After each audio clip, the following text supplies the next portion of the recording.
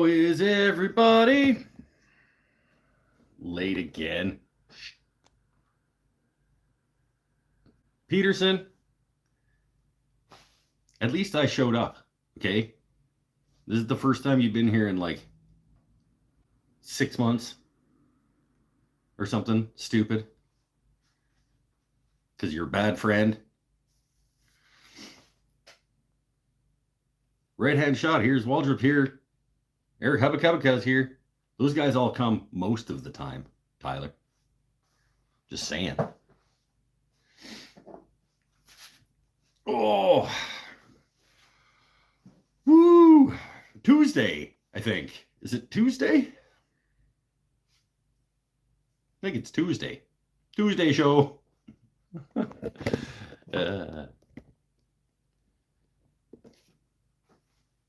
Makes he's knocking back a poutine. You want to try again?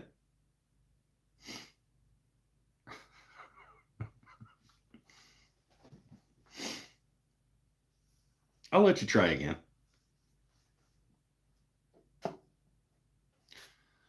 Thunderstick Homestead, nice haircut. Yeah, right. This is what my head is supposed to look like. I'm just too lazy to keep it like this. So I just I let it go until I don't like it anymore. Well, till a little bit after I don't like it anymore. And then I knock it back to this. Oh, welcome to a random Tuesday show.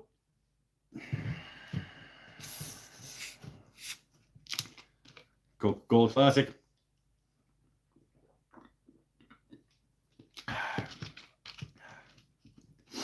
Brian's here.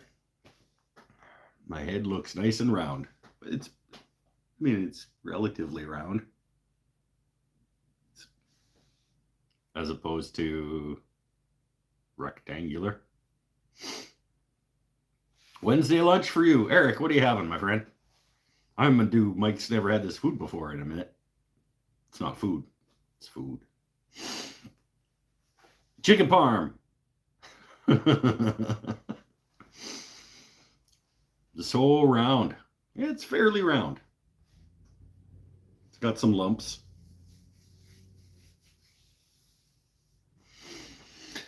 Jeremy Ortiz.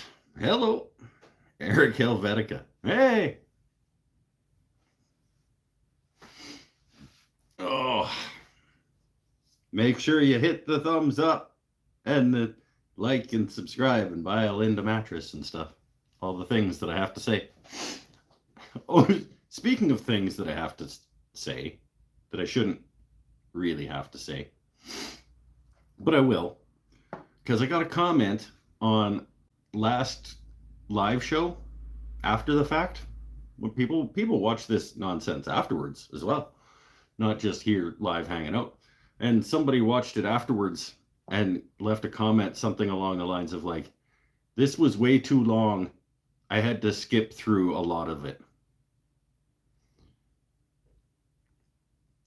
And I actually laughed out loud a little bit because I think that they thought that the live, because the title was like cutting lids off boxes or something like that. It was live cutting lids off boxes.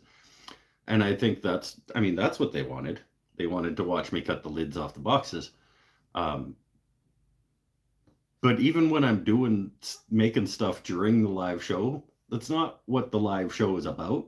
The live show is like I'm hanging out with my friends on the internet, and also sometimes, often now these days anyway, doing some work also.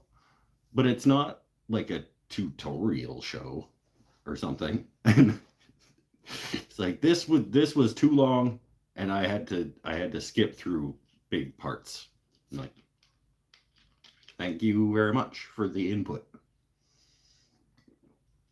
So in case you're watching this after the fact, the finishing of the boxes, I don't remember what I called it, finishing the boxes or whatever.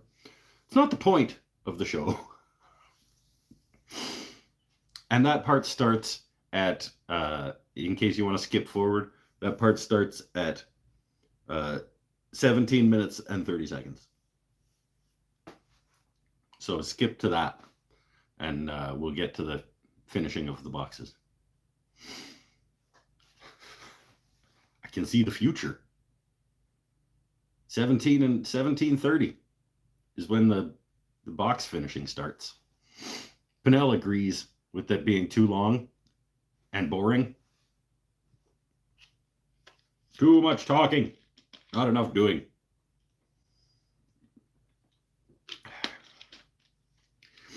Add a standard disclaimer that they can feel free to skip around to all done. I don't have to add that disclaimer. People can skip around all they want. You don't even have to watch this. I just thought it was funny that like that was too long.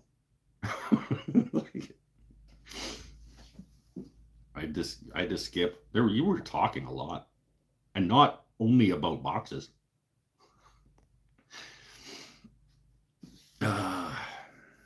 Helvetica, good movie.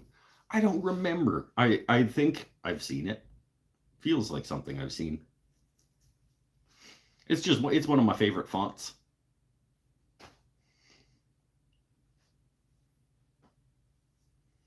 So I bought a shirt with it on it. It's free on YouTube. Oh, maybe I'll watch it later. I got some other things to do later. I recorded today. Earlier today, I recorded my 2-month sober update video. Went for a little wander in the woods over there, and I did like a walkie-talkie. Did a walkie-talkie in the woods, and so that's all ready to get edited, and that should be coming out either tomorrow or the day after. And then I'm gonna do the outro, the summary and outro of the Beaver Chuck video, and that should be coming out shortly. That whole debacle. And I'm gonna do a quick review thoughts video on the Nova Comet 2. Well, it's here in my shop before it gets transferred down to the Crow's Nest, because why not? And I have another couple of videos that just need a little bit of tweak. So I have some things in the hopper in terms of videos that are going to be coming out. Now I'm going to do an announcement about the giveaway of one of these boxes. I'm going to do that as a video.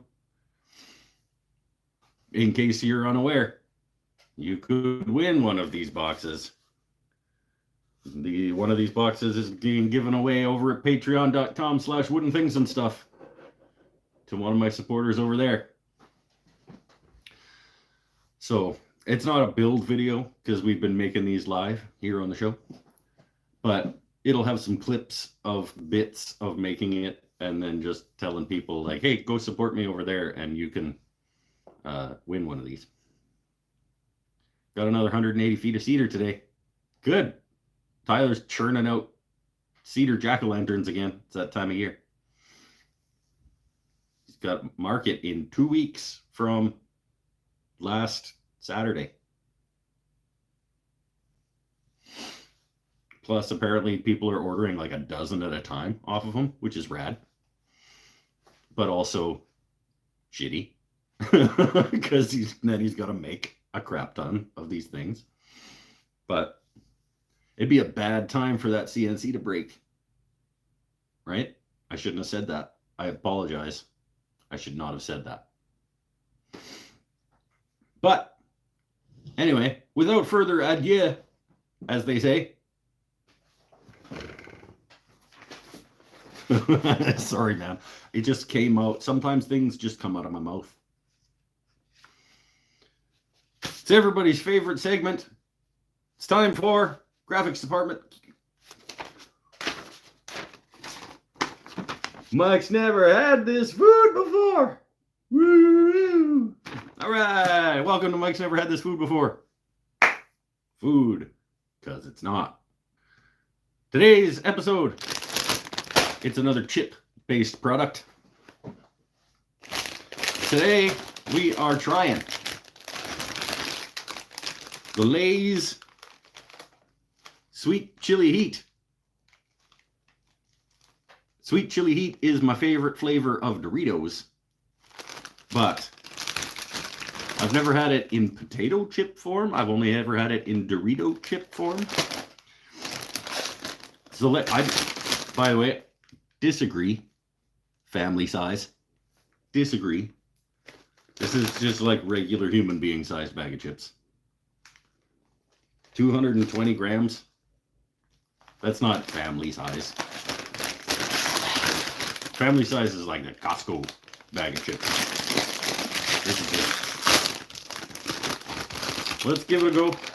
Let's see what they have to say. There's no little diatribe on the back.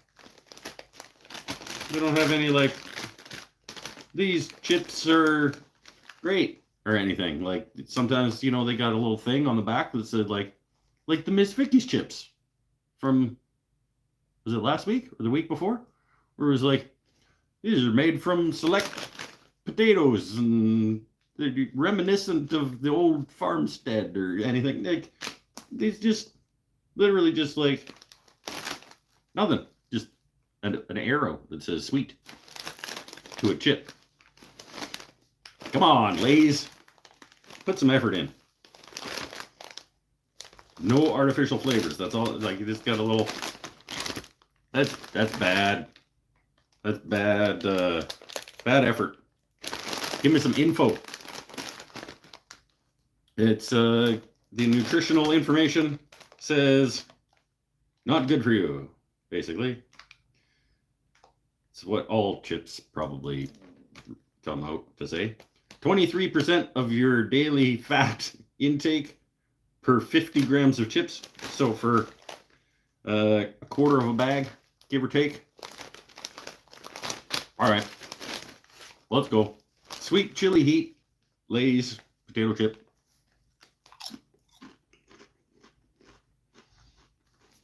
Lay's doesn't make a very good potato chip, like just in general. It's too thin. They slice their potatoes too thin.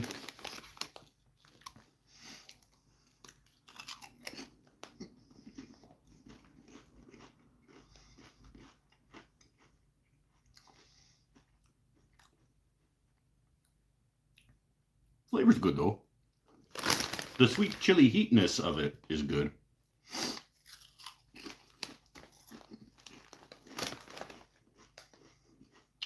But it's almost like they slice their potatoes too thin.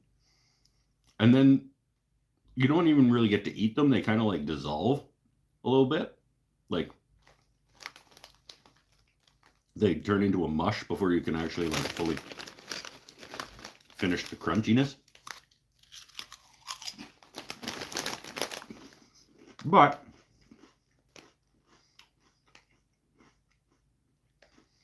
of all the Lay's,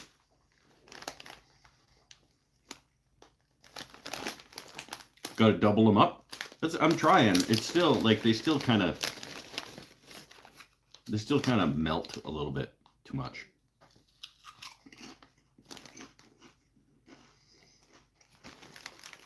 It's good. It's a good powder coat for a Lay's chip. The Sweet Chili Heat powder coating was a good decision on Lay's behalf. If they made their chips thicker and maybe out of corn and triangular shaped, it would be a pretty good chip. It's we're somewhere in the 6 range, 7, maybe pushing the bottom end of 7. Let's go 6.7. 6.7. That's too high. 6. We'll go 6 even, because the flavor of the chip is good.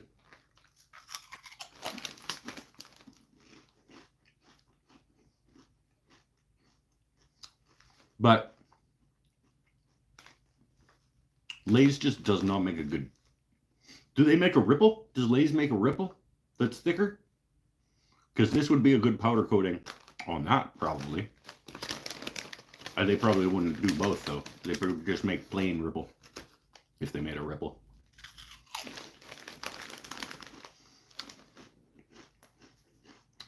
I would like the sweet chili heat powder coating on a thicker ripple chip.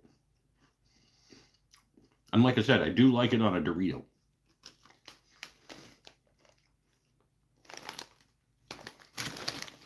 Is this the same company that makes Doritos? Maybe this is the same powder coating. Somebody let me know.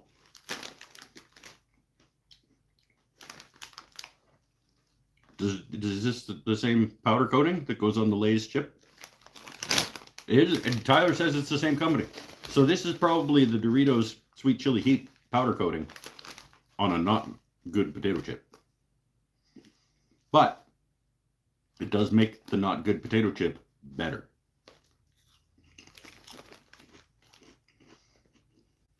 .0. Better than mediocre, but not by much.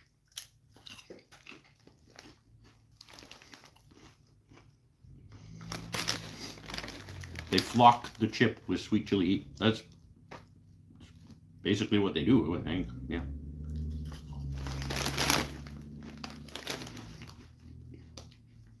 Good enough that the rest of the family size bag, family size, the family size bag is going in.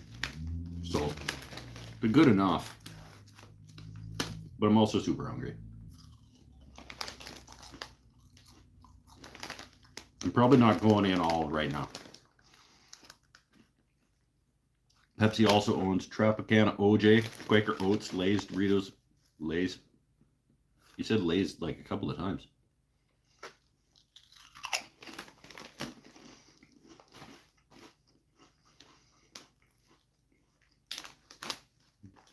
Better than meh.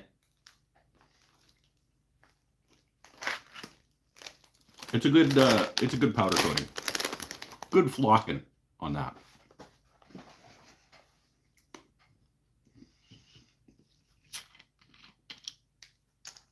You know what they should do? PepsiCo. By the way,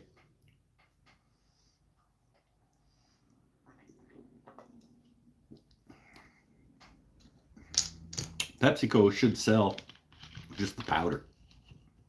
Then you can put it on good chips. They sell me the sweet chili heat flocking powder. Then I can buy good plain chips from a company that makes good chips. And I could use the good powder coating on the good chips.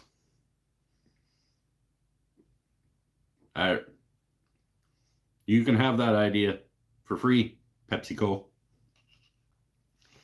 Just sell the powder so that I can use it on good chips.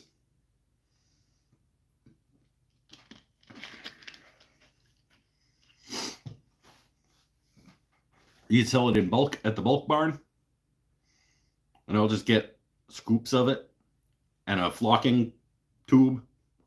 I'll flock decent chips with that. Suds, I hope your sobriety journey is going well. I'm just over 6 months sober. I recorded just today my 2-month sober video that's going to be coming out either tomorrow or the day after. So watch for that, and I'll talk about how it's going. It's like in the tool world, there's only 4 companies that own everything. Yeah. Oh, gotta go to live chat. 19 minutes, 19 and a bit minutes. Until I remembered live chat. Oh, and apologies to the people who skipped to 17:30 for the box finishing. Yeah, I was inaccurate. Did you get to see the humpbacks on Saturday? I did not. But I've seen them.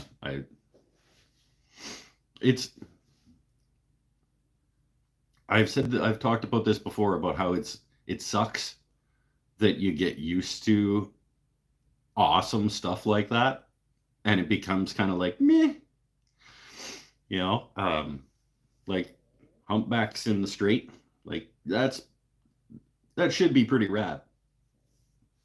But I'll be driving home from work and people will all be pulled over to watch the whales and stuff, and I'll just be like, "Get out of the way, dummies! You never seen a whale before?" Like, it sucks. It because you want to just the the wonder of it kind of wears off a little bit, and that sucks.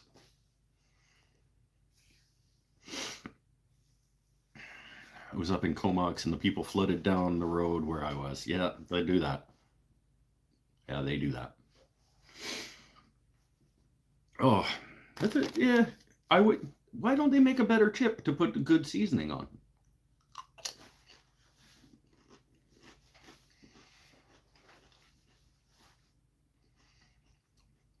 Speaking of things, speaking of Mike's never had this food before. Remember the pure protein?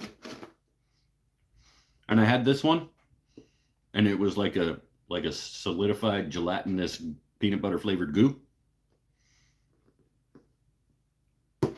This one is actually good. I crushed the box of this one. What is that one? The chewy chocolate chip. That one I annihilated. I haven't tried the chocolate fudge. It's still in here. But this one, no. This one, yes. If this one is even like, if this one's better than this one, then this pack is probably worth getting, even despite the peanut butter one. Let's try it.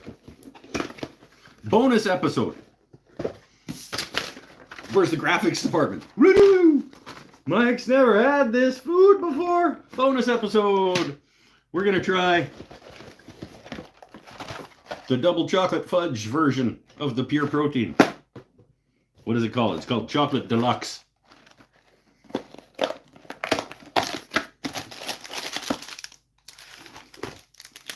And see, hopefully it is better than the chocolate peanut butter.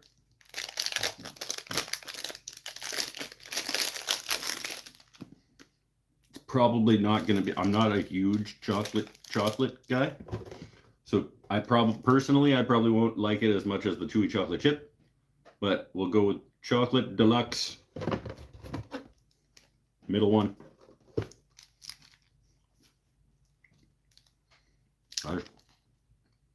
It's literally just like a bar of chocolate fudge.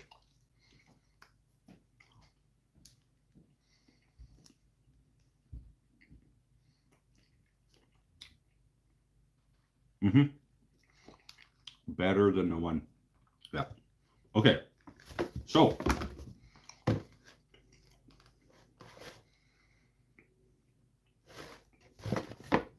No. Yes. Yes. So the 3-pack, I guess the 18-pack from Costco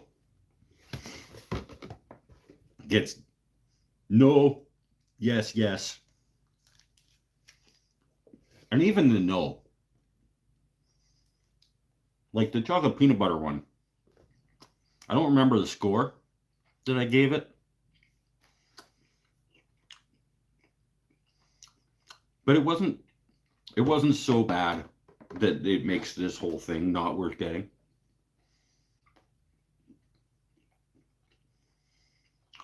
I want to say this thing was about, Tyler, go run over to Costco real quick. Let me know how much this pack of protein bars is. We'll find out from Tyler in like 7 minutes. I want to say it was about $23. Let's say $1.50. We'll just say that it was $1.50 per bar, even though I don't think it quite was that. This is pretty good. This 18-pack It wouldn't have been. If it was an 18 pack of these ones, no, they would be a no for sure. These ones are really good, and these ones are like pretty okay. These ones like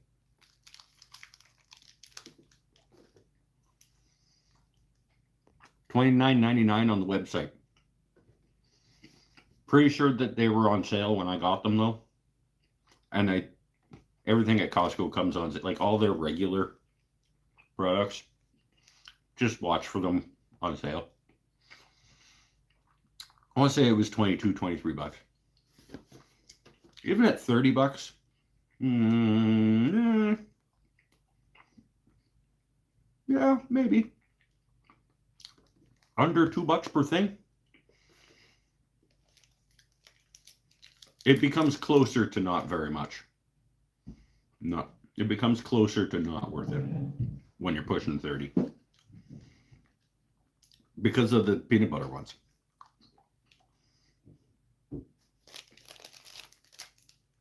But 2/3 make it worth the other third. Yeah. Oh, these ones have the most of the protein. These ones have 21. These ones have 21 proteins. These ones only have 20.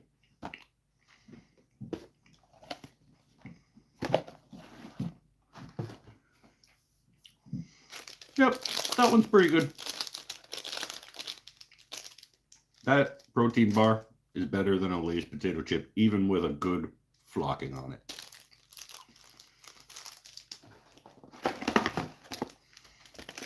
And again, Pepsi or Lay's or whoever, just sell me the flocking powder for the chips, and I'll put them on some good chips.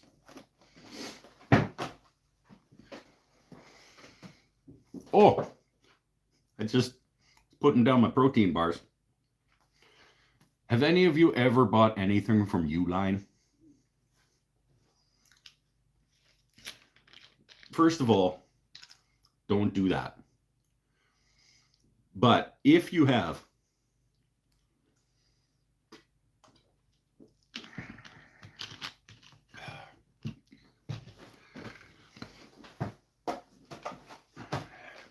do you still get this monstrosity in the mail? This fucking thing is like 890 pages of garbage that they sell that comes out like, what, 3 times a year or something they send it to you? They're making thousands of these things. They're wasting resources, physical and personnel resources, on producing this time and time and time and time again. But that's why you have to pay too much for their things if you want them. And also, I don't want to get into why I don't want you to give them any money, but don't. That's all.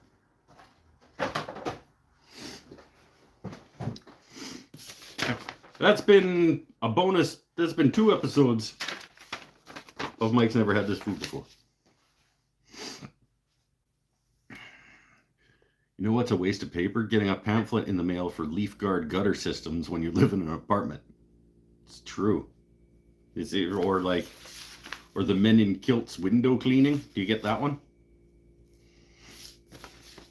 Because you're never going to pay for somebody to clean your apartment windows when you don't own the building.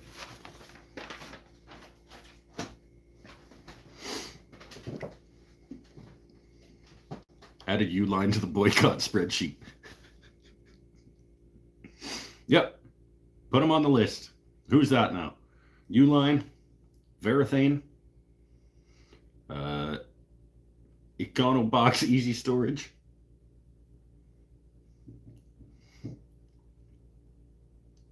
I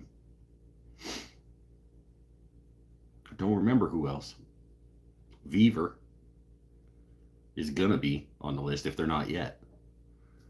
Trying to remember all the other. companies that are on the boycott list. And by boycott list, I mean companies that will never sponsor this show.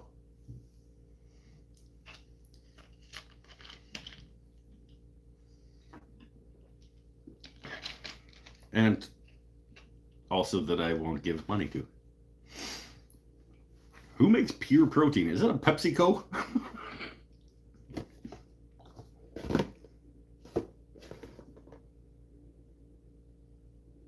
Do not use as a sole source of nutrition. I didn't see that before. That's funny. Right down there. Doesn't even say these. Oh.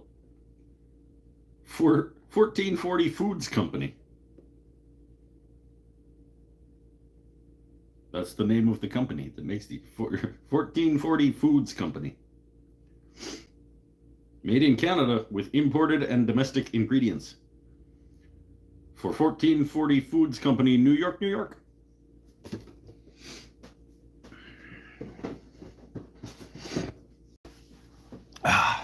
Okay, so let's finish some boxes. Somebody go tell the people at 1730 that it was actually 3130. Oh, lied again. I want to do mail call. Because I got Shannon Rogers mail. I don't know if you guys know this, but I get mail from Shannon Rogers. I pay him for it, but one of the very few Patreon supporter people that I support on Patreon. And he sends me stickers. He sends me wood stickers. This one, we got Tamo Ash. If you don't know about Shannon Rogers and his lumber industry update show, you should absolutely find out about that because he is a wealth of knowledge. White wood with oaky texture, typical for larger poured woods. Tamo specifically is figured with what is known as peanut grain and wildly dense figure with all the technical properties and stuff. Cool. Tamo Ash. I never get anything for the Patreons I support. That's not true. It's not true. You have gotten things for being Patreon supporter of this channel. And then you got offered things that you declined.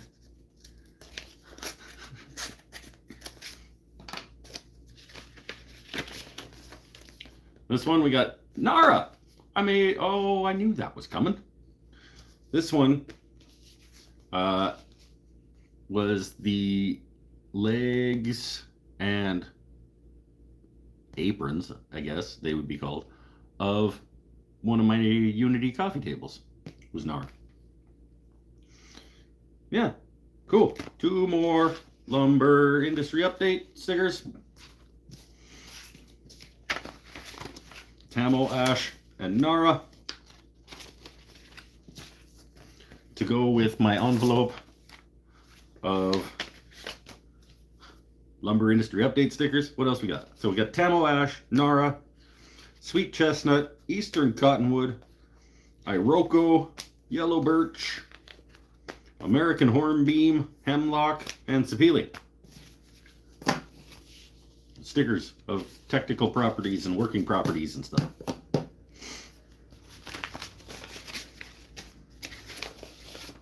Gotta figure out something to do with these stickers. I still don't know what. But I like them. I like supporting Canon. So cool.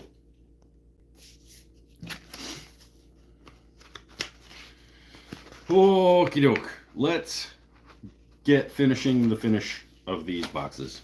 I still have 3 over there because I ran out of the appropriate hardware for them. I am thinking for those ones, I've milled up some strips of yellow cedar that I'm gonna do liners on the lids and just make them lift tops. But the reason for that is because I ran out of these style of latches And I have other styles of latches, but they don't really work visually on this style of box. I went to go put them on and I was like, you know, I don't like it. And I'm not just going to put it on there because that's what I have. So rather than waiting to get more of these kind are awesome. These are probably my favorite kind of cheap box latch. Got a little dealie that goes into that, and then this lifts up. It's hard to do one-handed with a camera. This is one of them.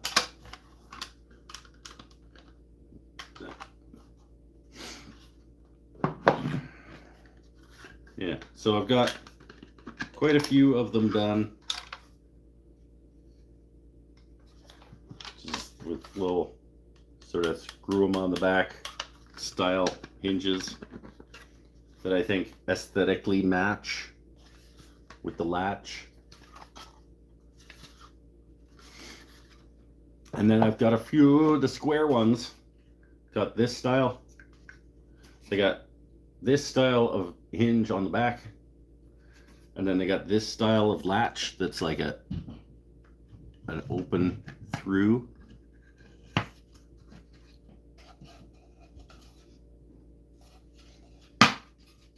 Like goes over the thing and then that twists to close it. So the square ones got that style. Oh, it's purple. That's a purple one. I think I prefer the purple polka dot one. And then the long skinnies.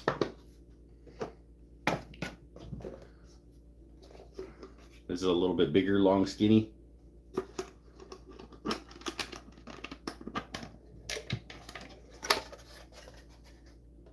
With the purple.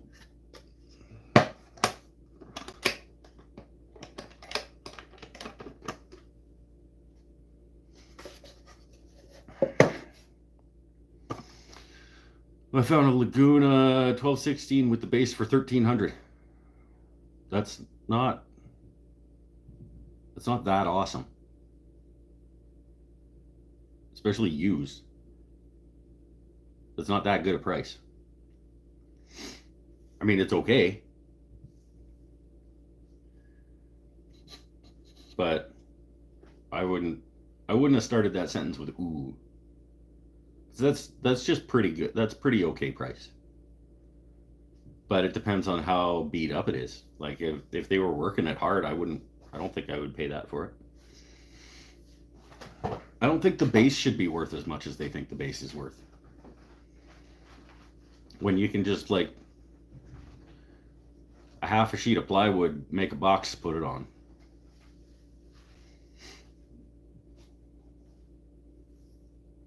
Practically new. Well, practically new, and then minus the taxes. I mean, I guess you're saving a couple hundy, but I don't think the base is that good.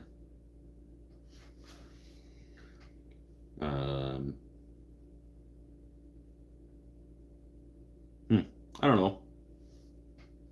Everybody gets to make their own decisions on how to spend their money, but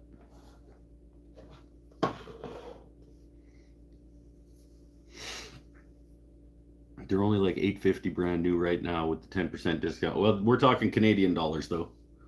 So yeah, there's 10% discount on right now until the end of October. And then I think the new Canadian price is $11.99. So I guess you're getting the free stand at $1,300, but you're buying a used machine.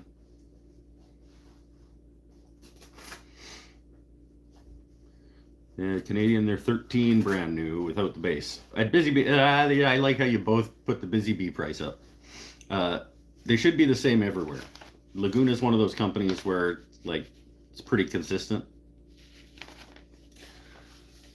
You could get one at Wood to Works in Courtney. It's Cascadia Luthiery Supply now in Courtney.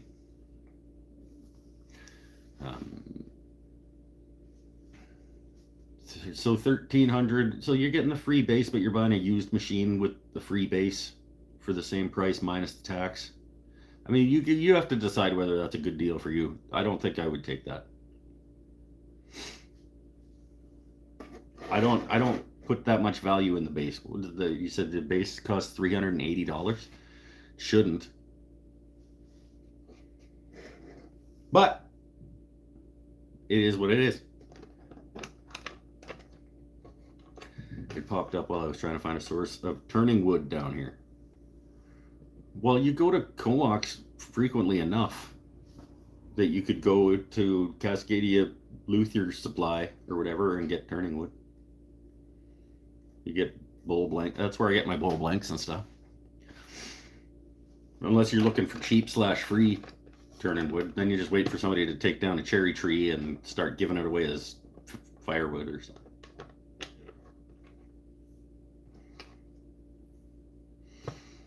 Actually, that just happened not that long ago, last week here.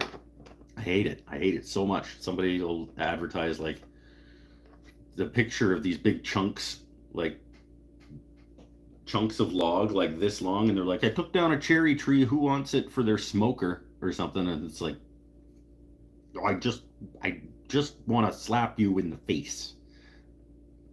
Because if you would have cut it into an 8-foot log and taken it to somebody with a wood miser, instead of giving it away for free, you could have sold the slabs of cherry to somebody for actual money. But whatever, chop it into chunks and give it away for free. That's fine.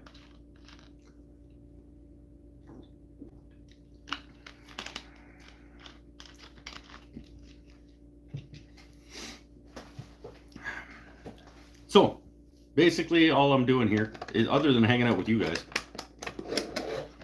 I'm just going to give these guys a quick, grab my bag of sandy discs. I'll do like a, I don't know, I sanded to 150 before I glued it up. So I'll just give it a quick, I don't know, what's 240. So give it a quick 240 on the inside. And we'll fire some of the custom liquid wax in there. And then we'll just buff the outside with some of the custom hard wax. Kate Paul's back and Sean's leaving, being pulled away to go to the grocery store. Have a good one if you're done by the time I get back. All right. You too, my friend.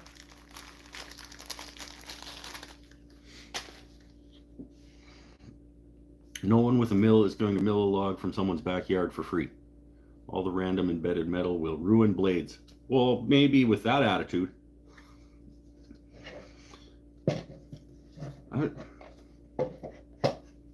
Okay, so maybe my theory is a little bit flawed.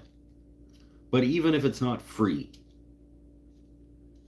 like, you think it's going to cost more to have it milled than you'll make off selling it? Because if that's the case, then maybe I should just shut up. But I don't think that would be the case.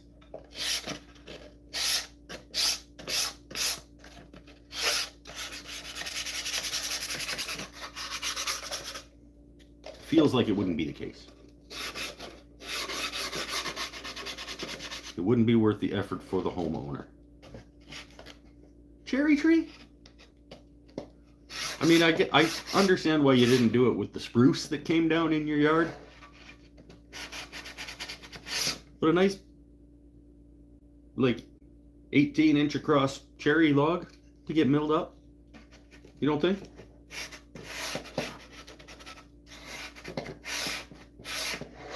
Maybe not. Maybe I'm just picturing, like, if I had a portable mill that I could tow behind my truck, like I'd be all over it. Just like, let's go get the logs and chop them up into slabs and do do do.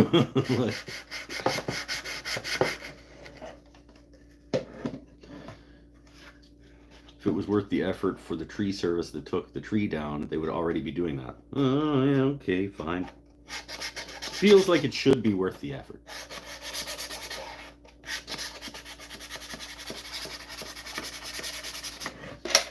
Doesn't it? I can't be the only one that thinks that that should be worth the effort.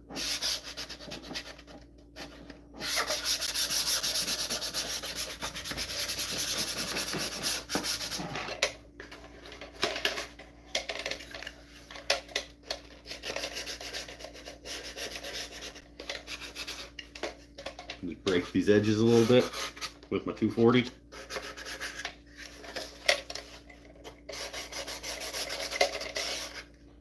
Gotta get a new tack cloth. Beaver sells a sawmill. Maybe they'll send you a sample to test. Maybe. I would absolutely not turn on a sawmill that was made by Beaver. After seeing the quality control on the lathe chuck,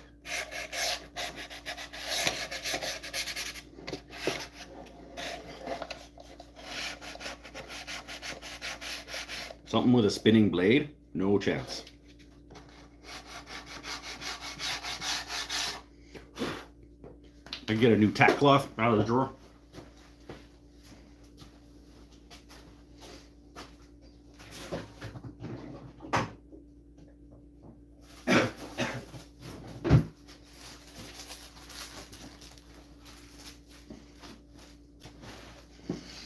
Zero chance that I'm going to be standing anywhere near a Beaver sawmill when it's running.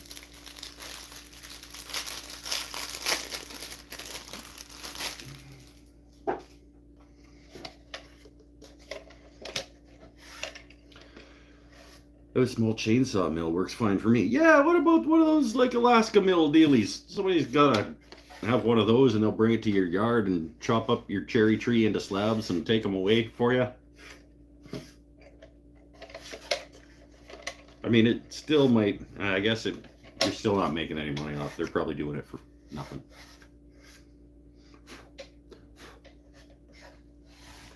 Homeowner is probably still not making any money off that happening. You're probably right. It just feels like they should. I guess I'm not just, everybody else is stupid except me. Like, yeah. Obviously, there's probably a reason you see these trees being chunked up and given away for free. You're not the smartest person alive, Mike. Like, oh, I'm the only one who thought that they could make money off of it. Like, oh, they're right here.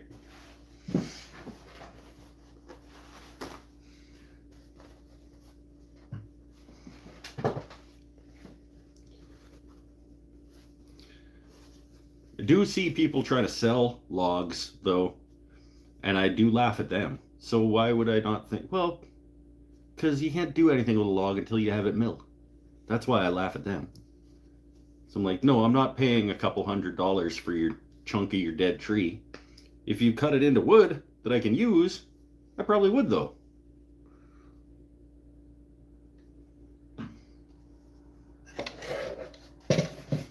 Alright, just buffing in some of the liquid wax into the inside.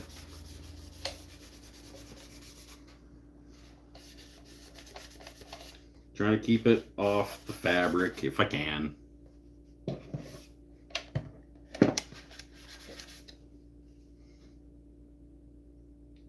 This is not riveting content by any means. That guy who didn't like the last show, he's not going to like this show either.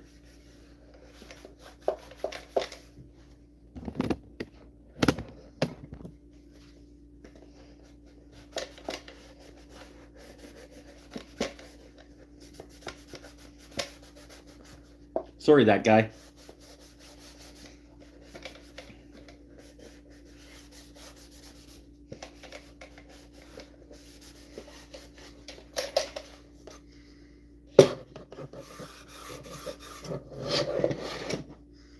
I'm not, though, to be honest.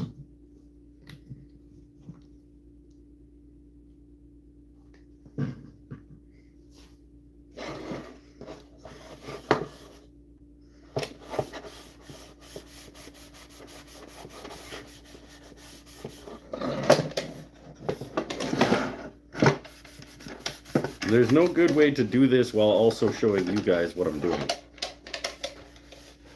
But if you can't figure out what I'm doing, I'm rubbing oil on the inside of this box.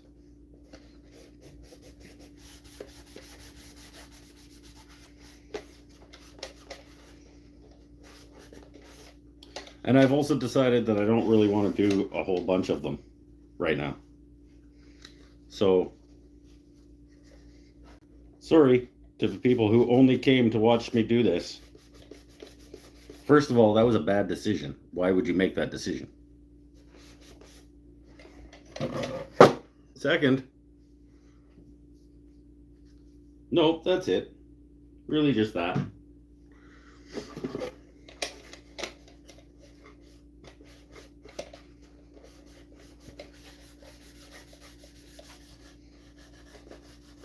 Go some custom liquid wax on the inside.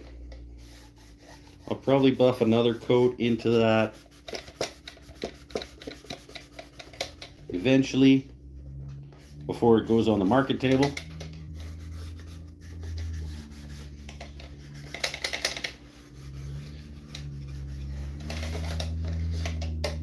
Do the inside of the lid.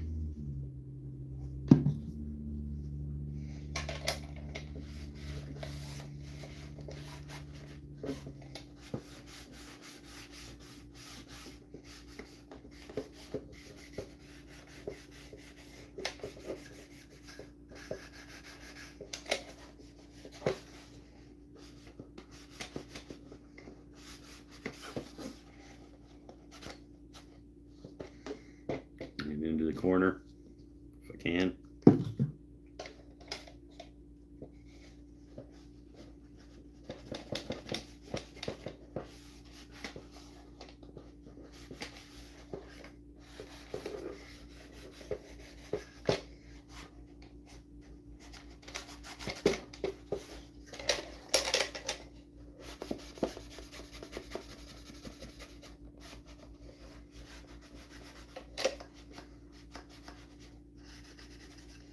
Here we go.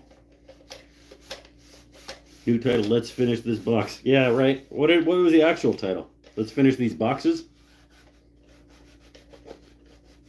How about like Mike oils his wood?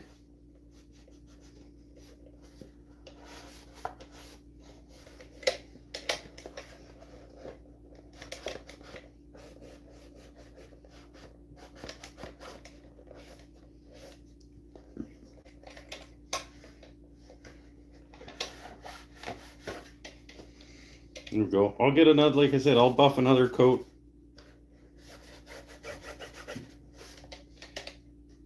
I'll do them all once, and then I'll go around and do them all again. And then on the outside, they all get, I got, oh, right over here.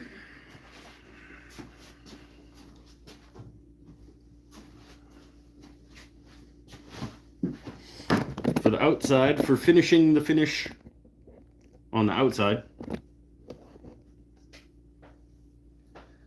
white Scotch-Brite pad.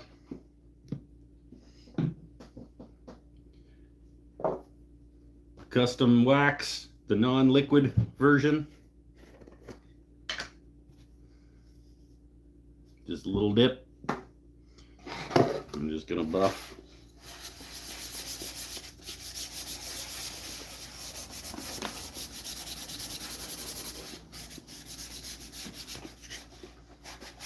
The Scotch-Brite acts as like a multiple thousand grit sandpaper.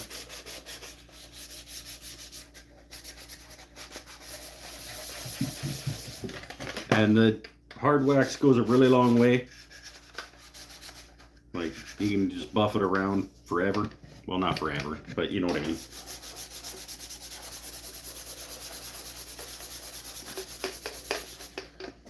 Smooths out the finish.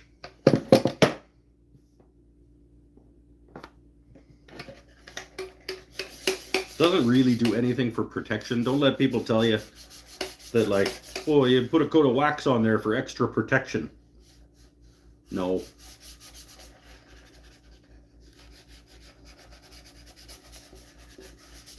A little bit of sheen, a little bit of tactile improvement. There's no extra durability.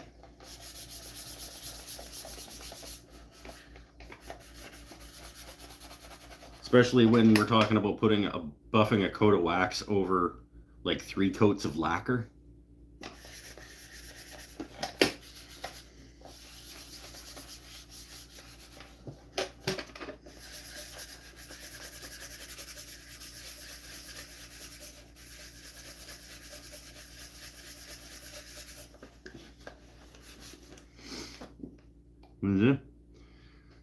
Saw an ad for Lowe's the other day, and they're selling Beaver lathes for cheap. Well, of course they are. They're garbage.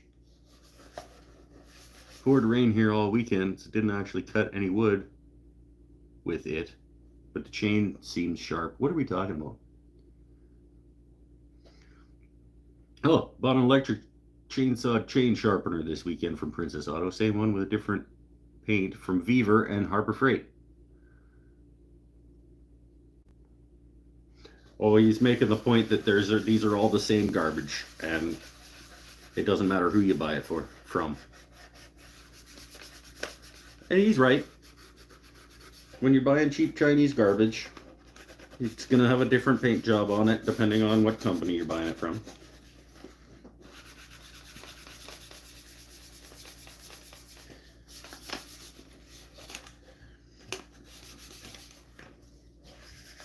Go buff a quick coat of the hard wax into the box, bottom, and I'm done.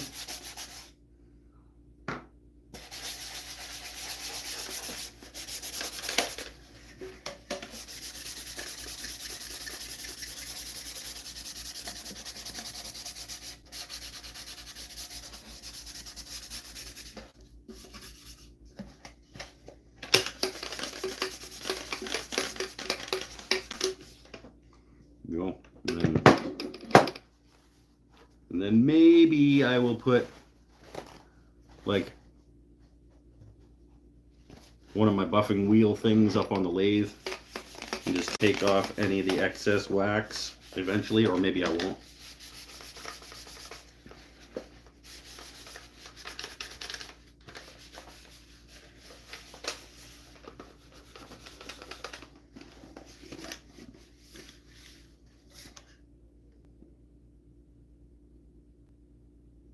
It's a pretty nice finish to me. I don't know if it's gonna show up for you guys, but it's pretty smooth.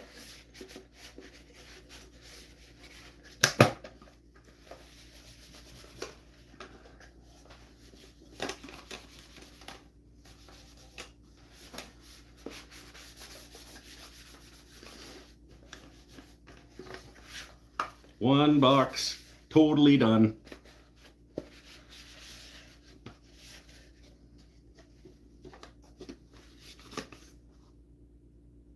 You can get the light reflected. Sort of a satin sheen.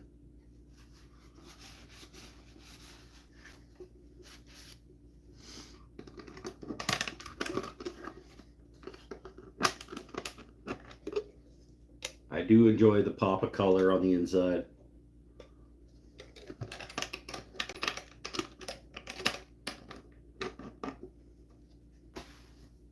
There we go. Beaver, Harbor Freight, Grizzly, Busy Bee, etc. lathe is all going to be the same bones with different paint. Maybe different accessories. Yeah, maybe even a different motor model or something. But yeah, Probably coming off the same line. Looks nice. Maybe I may decide to keep it if I win. No, you already said if you win that it's going to Eric Habakabaka. You don't have to win. I'm going to ask everybody on Patreon if they even want it before I do the draw. So, like, I've asked people over there before, like, do you guys want one of these? And people have said, no, thank you. And I said, okay. More for me, or whatever. Like, I'm not going to force the boxes on people. If you don't even want to be entered into the draw, don't enter into the draw.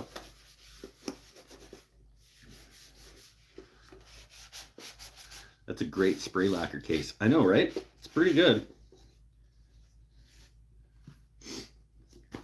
It'll hold 1 can of spray lacquer. Nice. Yep, pretty happy with that. And I will do exactly the same thing with the rest of these. Just not right now.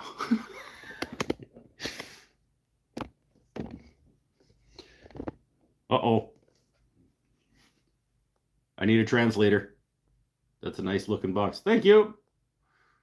Ooh, Canal Progetto Pie. That's a really long name that isn't in English. And he's speaking also not in English. If I see the word Brazil, so it's probably Portuguese. But I unfortunately do not speak Portuguese, so I made you a couple of marking knives. Oh, sweet! That's what I need, more marking knives. Yeah, sure. I'm not being sarcastic at all. Everybody needs more marking knives. Made out of old saw blades. Sweet. This is my favorite marking knife, personally. This is the Mike's Wooden Things and Stuff special edition, special limited edition marking knife. Still have a couple of them for sale, if anybody's interested. I don't know how many I have. 3 or 4. The double-dyed, stabilized hackberry burl. Paul stabilized it. The purple and green double-dyed stabilized burl that he sent that made these. And then I made some Cocobolo ones as well. Yellow cedar. Oh, cool. Yellow cedar burl. Let's get the little Mike's Wooden Things and Stuff logo in it. Because I'm fancy. Eric Habakabaka's got one, and he loves it.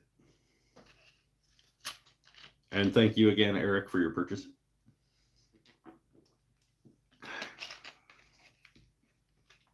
And apologies that it took so long for me to get it from my truck to the post office.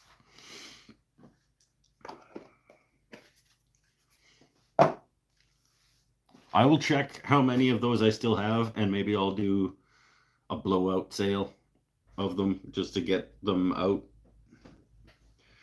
Coke is owned by this is if this is owned by Pepsi, this is by far the best product that Pepsi makes.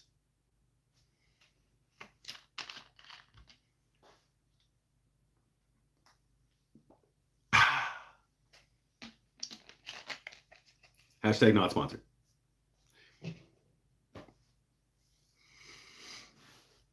Does Pepsi make Jack Link's beef jerky? Because that also wasn't very good.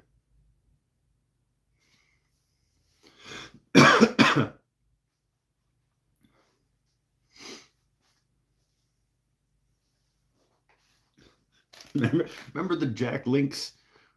Were they beef steak strips bites or something? Teriyaki something or other? The Coca-Cola Company is a public company owned by its thousands of shareholders and investors. I should invest. PepsiCo is a global leader in packaged food, snacks, and beverages. Global leader at making gross garbage.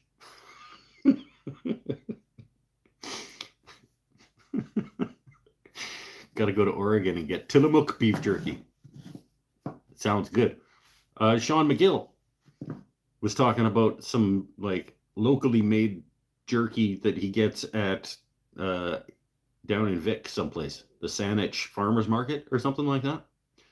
I was like, you send some up my way.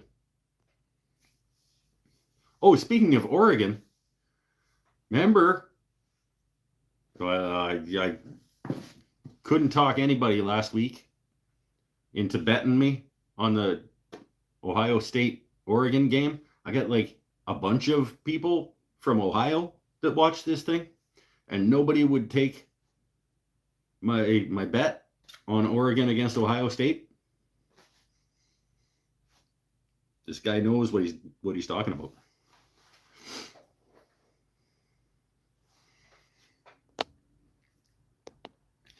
Wife and I went by Tillamook a couple of years ago. The line to get free samples was huge. I think I'd rather just pay for it than wait in a line for it for free. Coke's largest shareholder is Berkshire Hathaway. That's Anne Hathaway's father. Berkshire. And of course, Anne Hathaway, as we all know, second best Catwoman.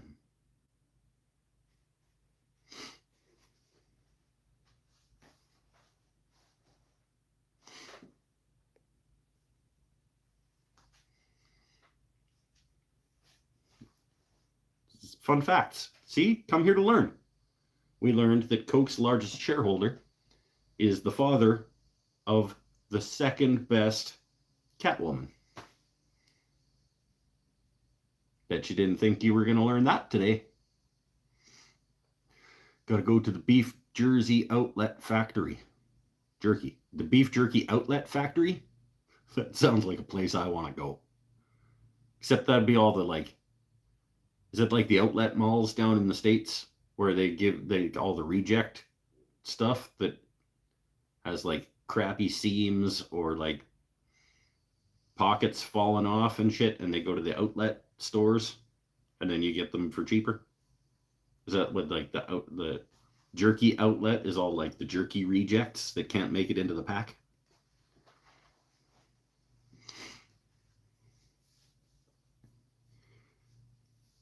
Better than the beef jerky the Beef Jersey outlet. Yes, the t-shirts, and they'd be enormous, right? Like the Beef Jersey outlet, giant shirts that don't smell good. You're right, Tim. Good call.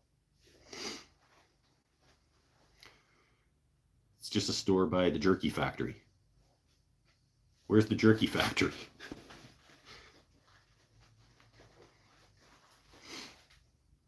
The Jerky Factory sounds like, if this is in Brooks, Alberta, I'm not going.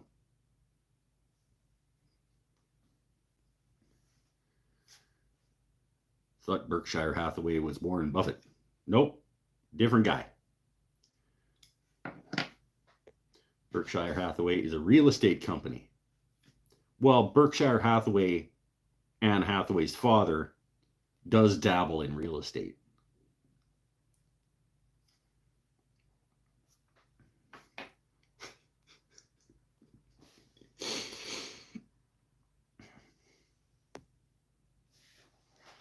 I thought that was widely known. Tillamook, Oregon. We don't have a Jersey, do we? Jersey, now I'm saying Jersey. We don't have anywhere like, nobody here makes jerky? Apparently there's somebody down in Saanich making jerky.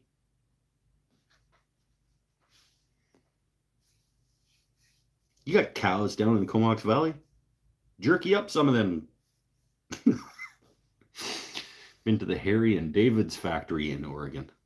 Harry and David's, fun fact, Harry and David's, Harry and David make ice cream. They're Ben and Jerry's biggest rivals. You got Ben and Jerry out on the East Coast. You got Harry and David on the West Coast.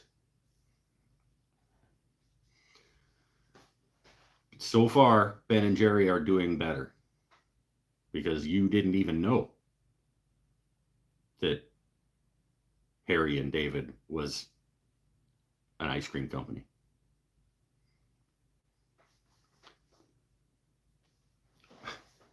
I got me another update. I'm back trying this guy. I am still smoking some, but I'm using the Vapey Vape as like a part-time replacement to try and sort of like dial back on the smoking. It's working sometimes. So I'm substituting some cigarettes for the Vapey Vape. It's much less disgusting tasting. I went with like the vanilla. So it tastes a lot better than cigarettes. It just doesn't, there are some times where it just doesn't do what I need it to do in terms of what smokes does. So I am going to have a smokerette here in a second, but I'm back to at least part-time cigarette relief. Hellman's Mayo on the East Coast is Best Foods on the West Coast, and Hardee's on the East Coast is Carl's Jr. on the West Coast. Interesting. We don't have any of that. We have Hellman's mayonnaise. Out of all of the stuff that you just said, I think that's the only thing that we have in Canada.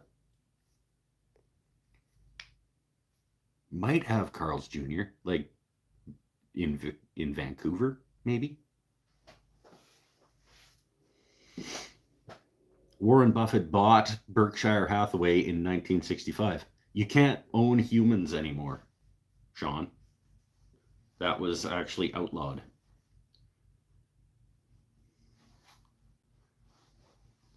Hellman's is owned by Kraft Foods in Canada. Oh, okay.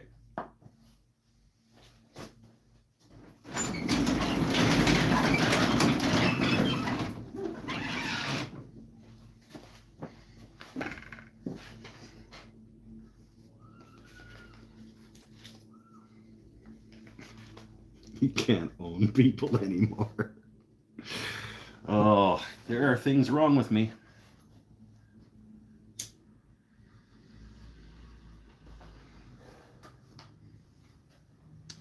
So after I get the rest of the oil buffed into these boxes, I have one more thing to do before I start packing up the shop for the reno. And that is make a pen case for a lady who took my pen class and wanted a custom made pen case for it.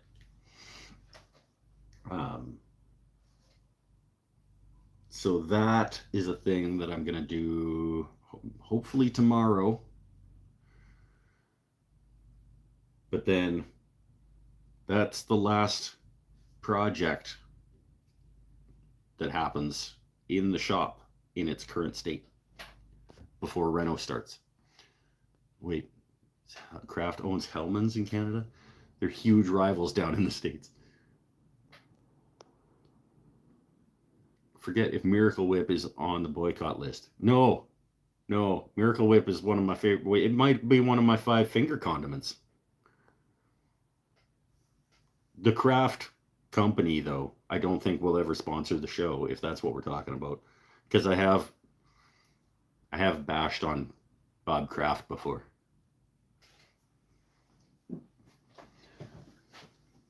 Miracle Whip is not disgusting, Tim. It's like if mayonnaise was better, it would be Miracle Whip.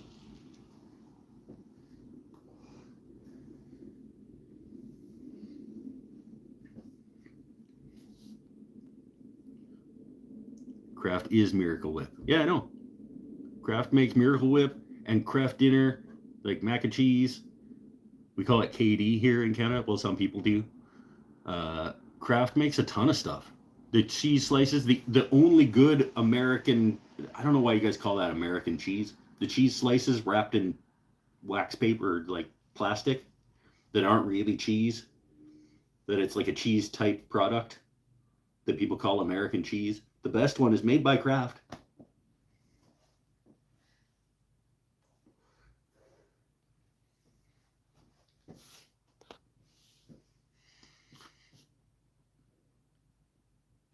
I own 27 Mike's Wooden Things and Stuff points. And it turns out they're not worth. Yes, they are worth. They're worth a point each. What are you talking about?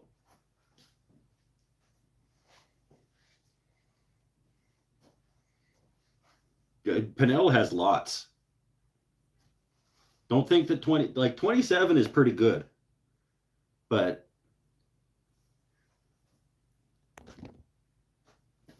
they're not worth anything. They're each worth a point. Land O'Lakes Deli Sliced American is better than Kraft. Well, we probably can't even get that. So how am I supposed to know? The best one that we can get.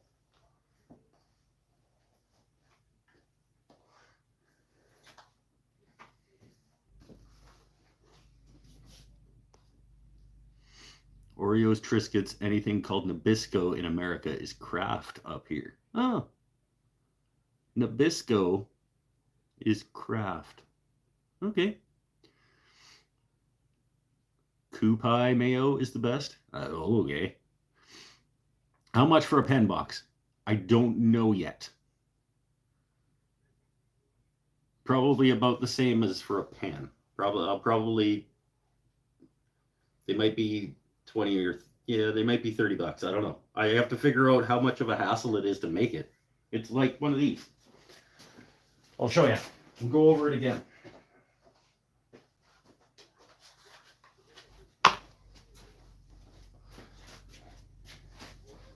It's like, because I had these that we just brought in to the shop. And she was like, oh, I'd like one of those if it was made out of the same wood as the pen was. And I was like, I can do that. So basically it's just like a bullnose router and then a bigger router, probably just a couple of passes on that one, and then cap both ends and put a little magnet on each side. She doesn't want it with the window. So this is what I'm making tomorrow in Sapili.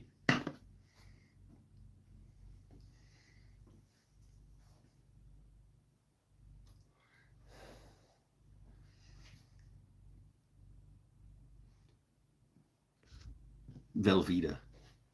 Velveeta is very melty. Can't complain about the loose interpretation of what is and what isn't cheese. If they want to call American cheese, then let them. Parmesan cheese is made from calf stomach lining. I know, but it's like, I just don't understand why they like American cheese. When people say American cheese, they know that it's not cheese at all, right? Like, and that's what they've taken to be American cheese. Like, Canadian bacon is also not bacon. We've had this talk. But I'm not even sure American cheese is food. At least Canadian bacon is food.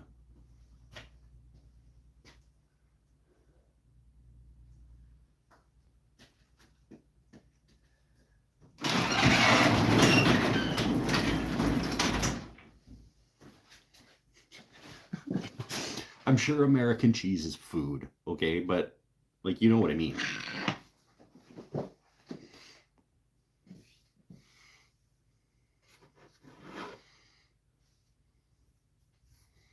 I had some Kazu Marzu when I visited Sicily back in the 90s. I believe you. American cheese is typically cheddar, Colby, washed curd, or granular cheese. Cheese blend must make up at least 50%, 51% of the final product's weight has to be actual cheese. Oh, okay. I think Kraft might be slipping one by us then, because I don't think that 51% of a Kraft single is cheese.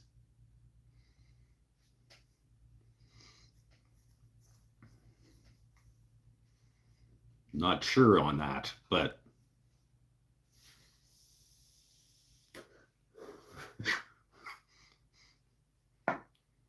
this tastes better. Looks like we got a cheese expert here. Oh, I think he probably Googled it. It sounded like a Google.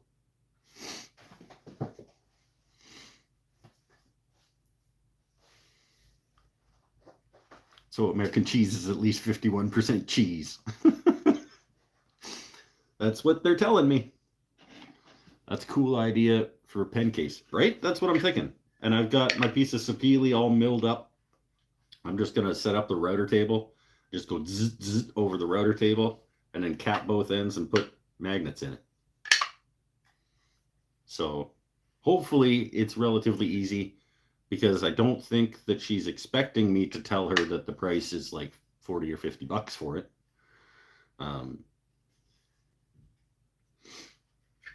But yeah, it's a pretty easy idea for a box, and I thought, like, I could probably make that pretty easy.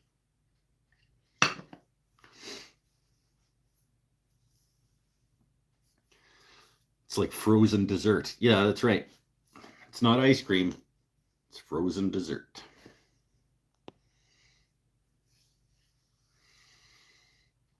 %, so stop eating it halfway through the package. That's right. But then you're only getting 25.5% cheese. That's just math. How much are the ones the shop sells? The shop, these ones, we added $20 to the cost of the pen. So basically, you get pen and case for $20 more than pen. But they aren't custom made with a wood specification. So I think she'd be okay with 30.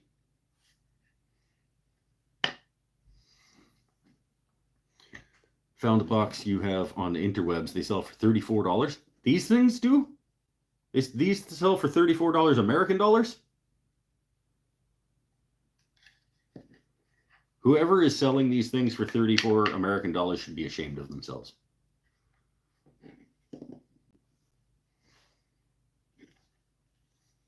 Because I know how much they cost to purchase. And their markup is too many percentages. Let's just say that. 34 American dollars is too much markup on these.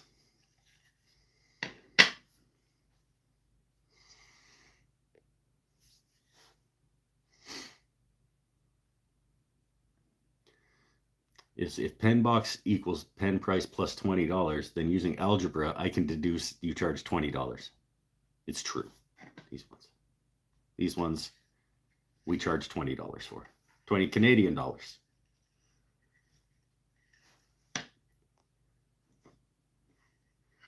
Mike, I gotta ask, does new printed money have King Charles on your currency, or does it still have the Queen?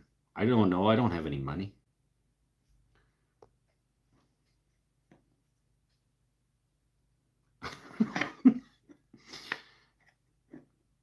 That sounds like a Googleable offense. That does. Sent you the link to Facebook Messenger. Okay, I'll have a look. 34 American dollars for this bad boy. That's...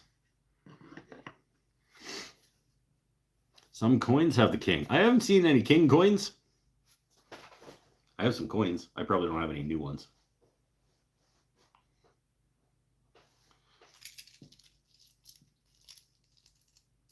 Probably don't have any new. That's Queen. That's a polar bear. Wait, so on the other side, Queen. I don't have any new.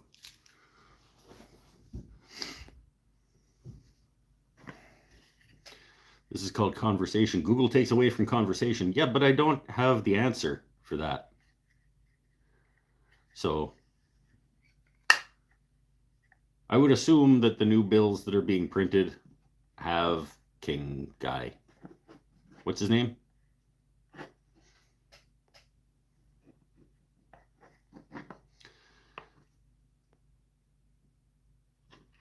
Is he making anything?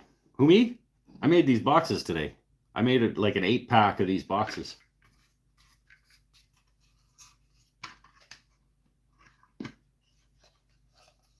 With fabric on the inside.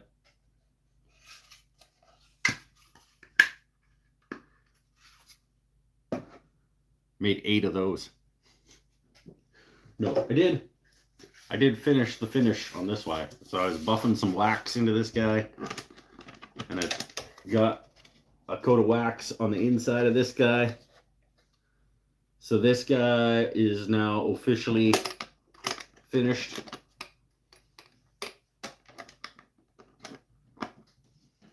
That's what I did today. I finished this box. I finished finishing this box. That's all.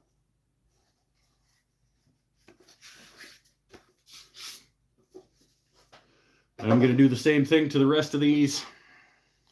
I just don't really feel like doing it right now because we're having nice conversations. I Eats the Bud is here. One of my favorite all-time viewer names.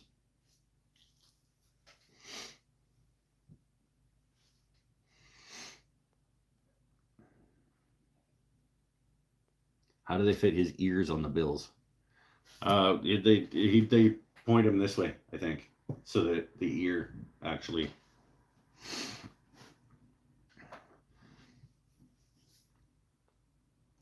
If I move to Canada, do I have to contribute to the English welfare family?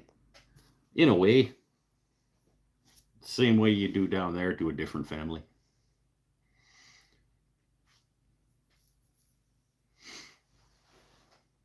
Families. It's always somebody taking a cut of something for some reason.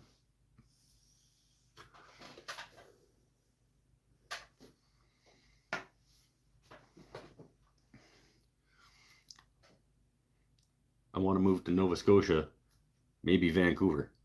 Is there a Vancouver in Nova Scotia? There probably is.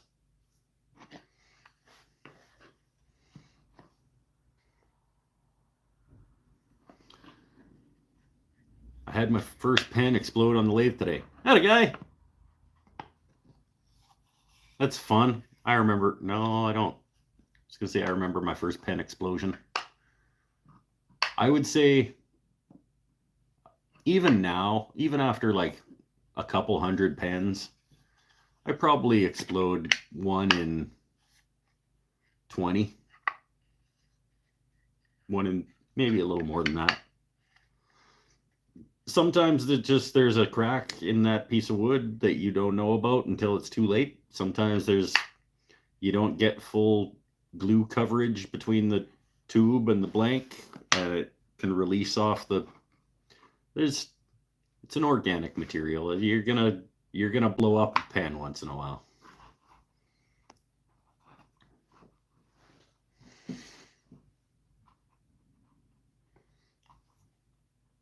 I was being more specific. More specific than what? Oh, you were saying Nova Scotia or Vancouver? Because there's other Vancouver, and then over on the other side is Nova Scotia. That's why I was like, if there's because there might be a Vancouver in Nova Scotia. Because there's a Vancouver in Washington State, which is actually quite close to Vancouver, the city in British Columbia. Like Vancouver, BC, Canada is probably only a couple hours away from Vancouver, Washington State.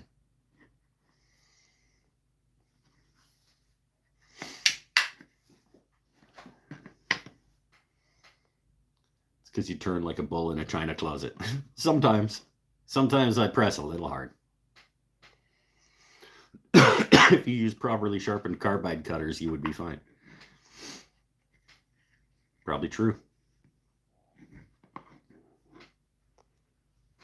But, as we all know, Only idiots sharpen carbide cutters.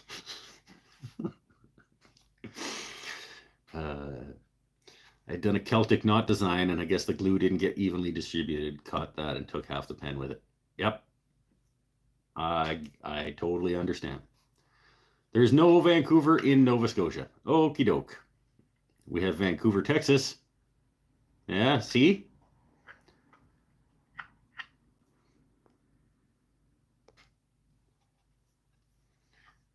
There's Portland, Georgia, and Portland, Oregon, and Portland, Maine.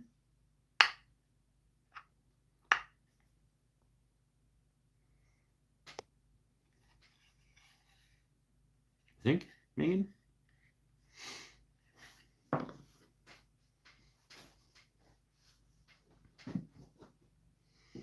It's probably another city called Campbell River somewhere. Their river is probably called the Campbell River also.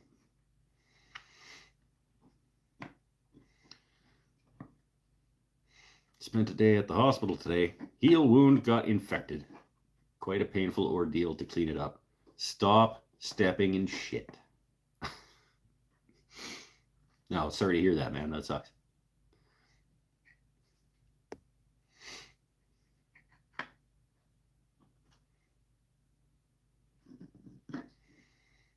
Tim, how's the chair going?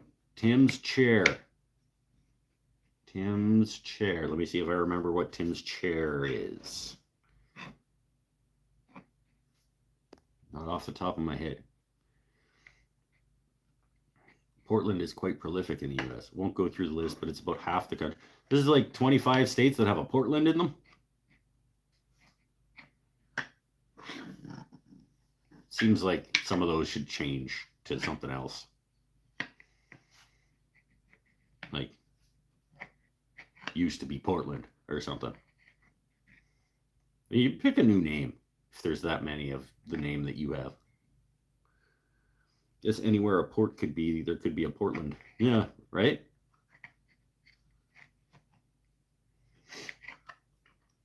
It's like seaside resort. Like, why would you name your hotel or whatever like seaside resort?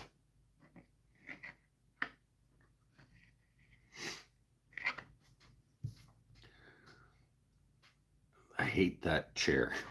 The paint is so thick that I need to use ample amounts of stripper to get it out. It's getting cold here. Oh God. Yeah, that boo. Has to see my signature chair tape. It's not a signature chair tape. This is called chair tape. Most people who buy this tape use it on hockey sticks, but technically it's for holding chairs together.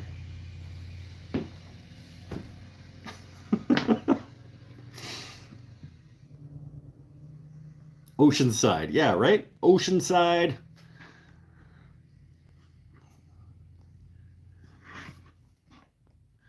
Cineopody.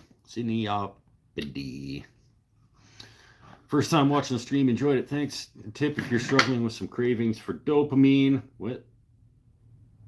Hit the dopamine hit type things. You should see if you have symptoms of adult ADHD.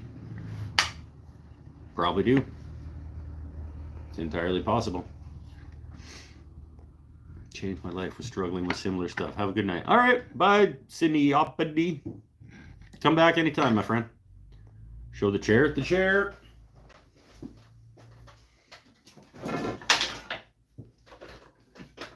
Currently, tape only worked for a little bit.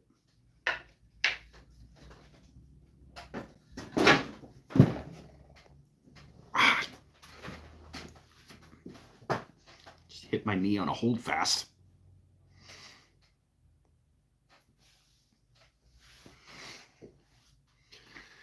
Got lazy and worked on some low-hanging fruit instead. I need to take the chair outside to strip it. Don't have filtration in. Yeah, any good paint stripper would kill you. Yeah.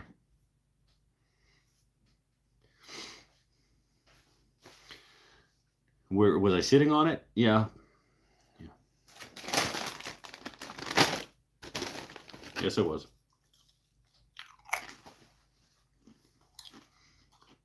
But it like slowly shimmied itself apart. It wasn't just like it wasn't like a catastrophic failure. It was like a shimmy. Oh, now this is getting a little bit.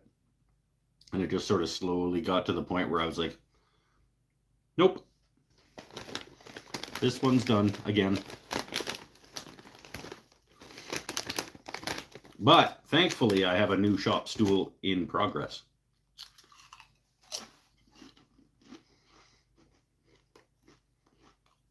Right over there.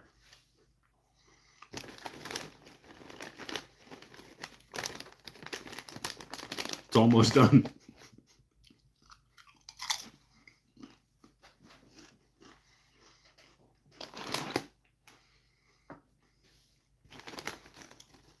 Be one of the first things that gets worked on in the new shop. New shop.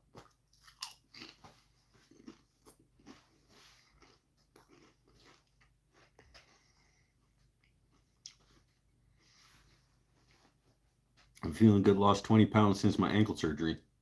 Sweet. Have to wear a belt to keep your pants up. Why do you need the belt to keep your pants up? You can't stand. You shouldn't. Your pants shouldn't fall down when you're sitting.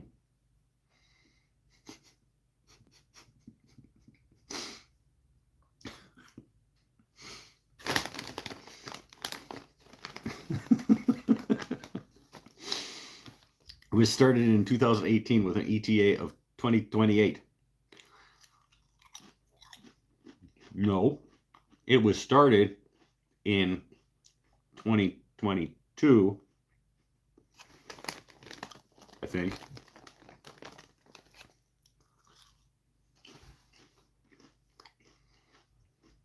Right at the end.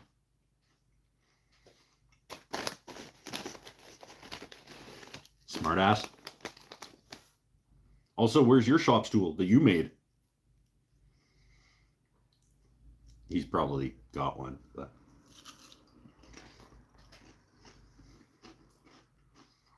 right after the Beaver Truck video. Beaver Truck video might come out next week. I just have to film like a sitting down, tell the story about how they tried to get me to connect to an internal server in China to send them a video of the problem, and I said no thank you very much. And that's the end of that saga. The end. And then I can clip it together and put it up.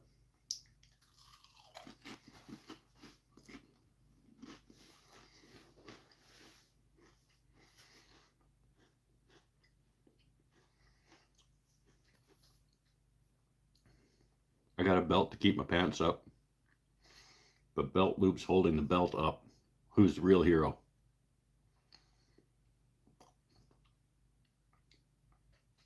See, that sounds familiar.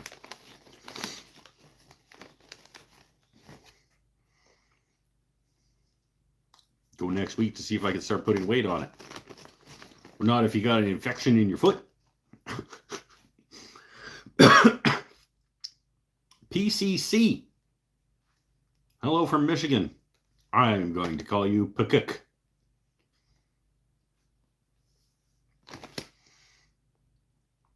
Your name now is Pakuk. Do your robot parts weigh more? Wait. Do your robot parts weigh more than the parts they replaced? Oh, good question. I would assume so.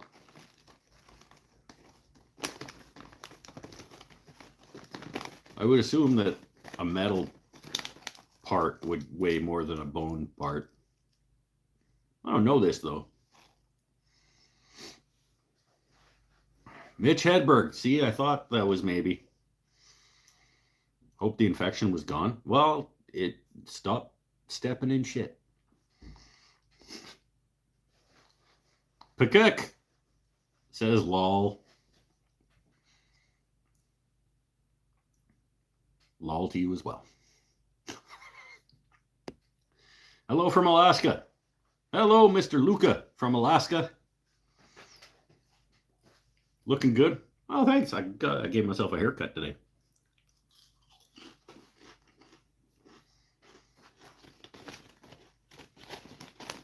Yeah, I wish these chips were better.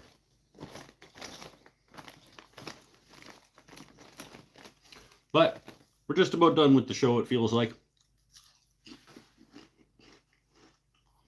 We could wait for McGill to get back from the store.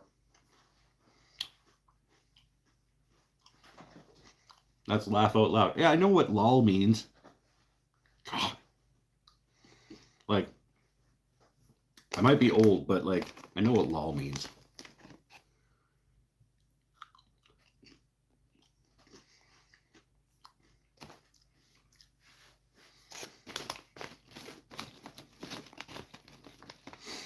I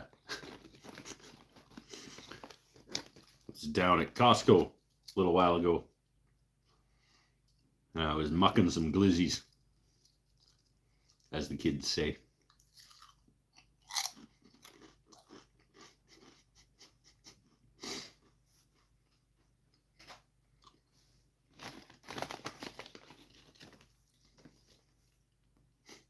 Because they're stupid.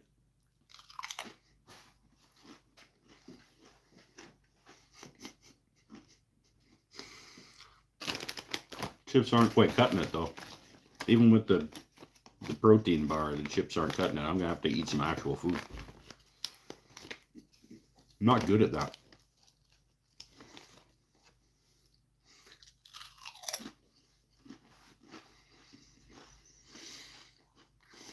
And see, that's what's gonna happen. I'm gonna go inside to eat actual food, and I'm gonna end up having fucking pizza pops or something. That's not even actual food. It's just more thicker garbage. Oh, since I have researchers,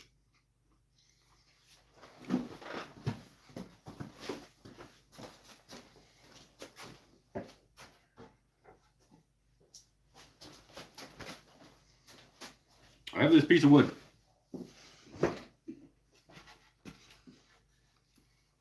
I have this piece of wood that is labeled Tunma.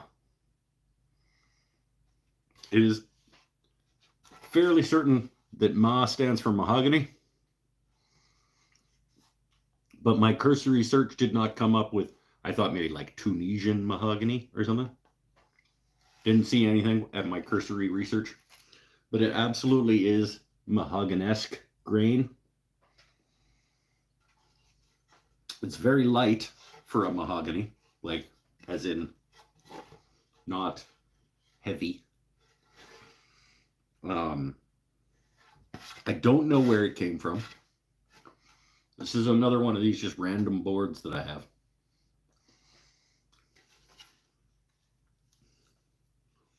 But it's nice and clear and some like changing chatoyance and stuff in it. But I don't know what it is. It's easy. It's Tunma. Oh, silly me. I should have just tuna mahogany. Identity theft is not a joke. Oh, that's a little. That one you got to take 3 turns. I think you got to take 3 left turns to get to that joke.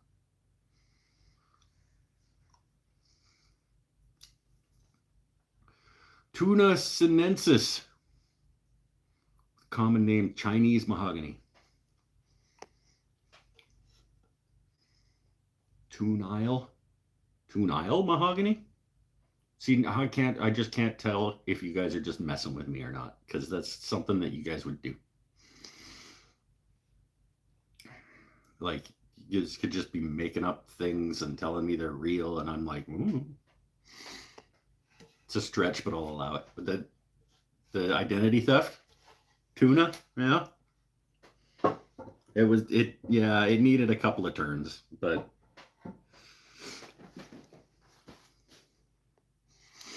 That was not a direct line at all. It almost made it better, though, because it wasn't a direct line.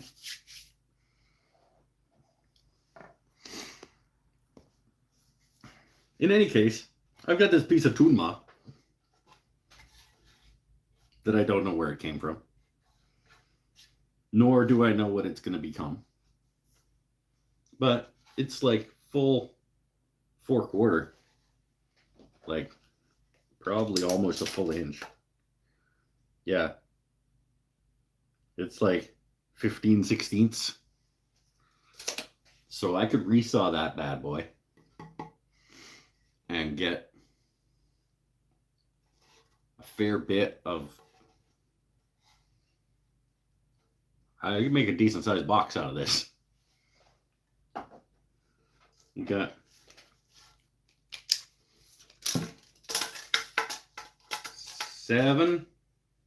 just about 7 by 34.5. Say 34/7.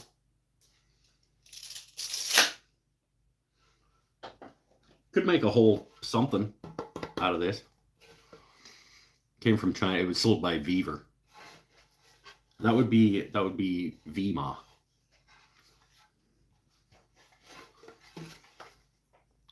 Seems really light for hardwood. Yeah, it feels like I said, it's quite light. That's why I thought some of the, like, Meranti is very light, and it's sometimes called Philippine mahogany. This feels a little bit lighter than Meranti in terms of its weight, but the grain structure is very mahogany-esque.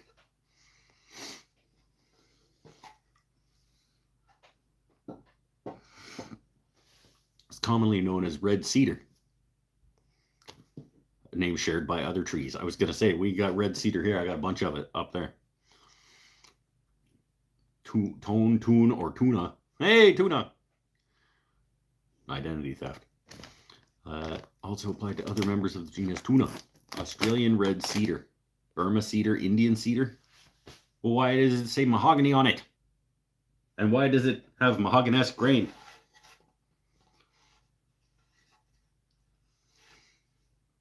This is very mahogany-esque grain.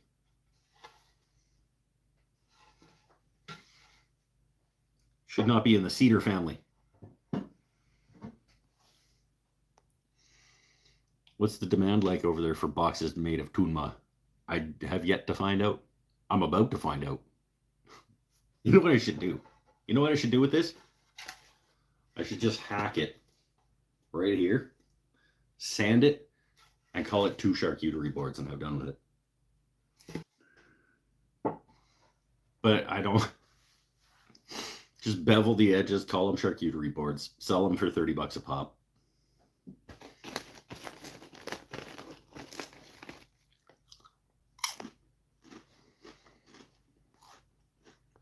Hey, Bailey's here. How you doing, my friend?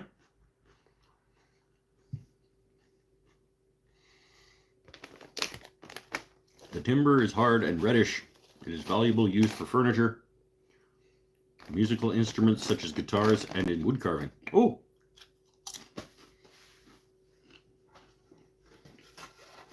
Maybe I could resaw it. It's like pretty sort of quarter sawn-ish. I could resaw it, book match it, and sell it as acoustic guitar tops. If it's an instrument quality wood.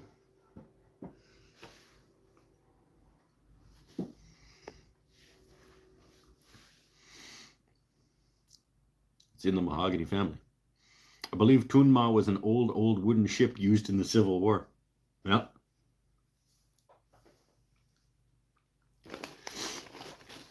Yep.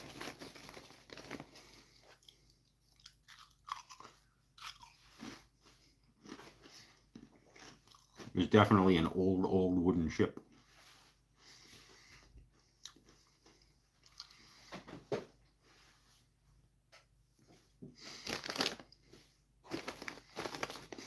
It's Latin for a whale's vagina.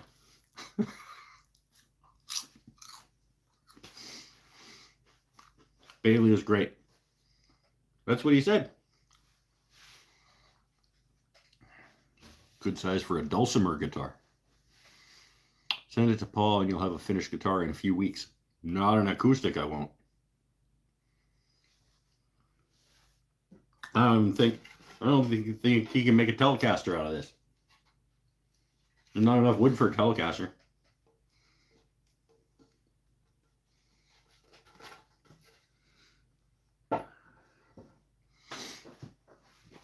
And we all know that that's the only thing that he makes. So you could make a whole Telecaster out of that board? That's lies.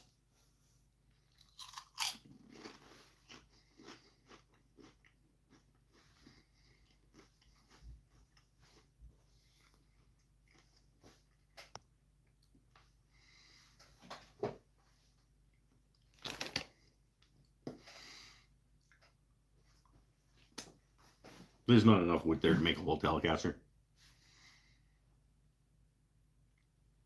A 3/4 child's instrument. Maybe like a nylon string small child's Telecaster. I would not. I don't feel like this was robust enough for a guitar neck to hold like steel strings.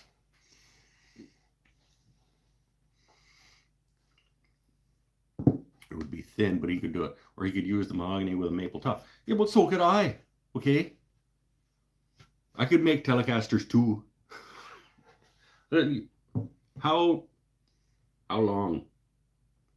How long is a Chinese man's name? How long is the body of a Telecaster? 17? I don't think. I think the body of a Telecaster is longer than that. So you wouldn't even be able to like cross-cut that and then...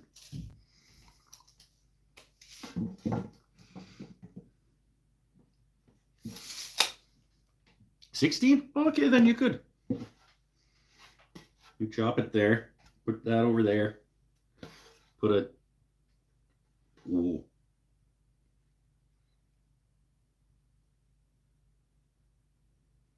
flamey maple top on it.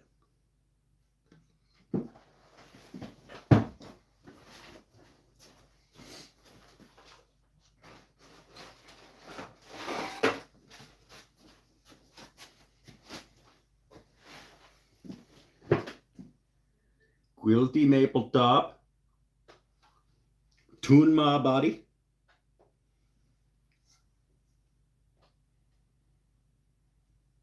resaw that bad boy, put it on the Tunma,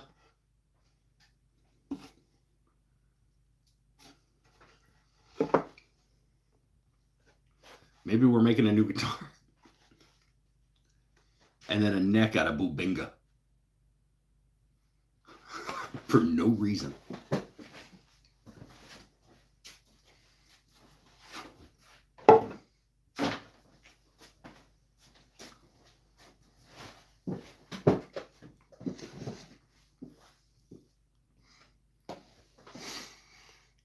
What makes it a telly? The shape of the shape or the pickups? I saw a guy make a guitar with a pallet, literally no change to the pallet, just mounted a neck and a bridge. I mean, technically, nothing that is made by anybody other than Fender is a Telecaster. Because I don't think you can technically call something a Telecaster if you are not with Fender. But Telecaster is the style, the body shape style.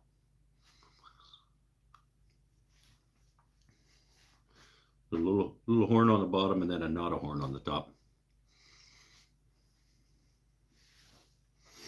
And I would say most people would say that a Telecaster also has a a front slidey pickup selector.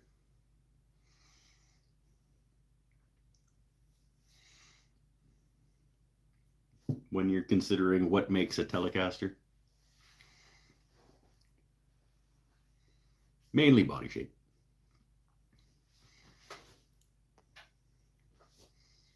This was an unreclaimed pallet. What?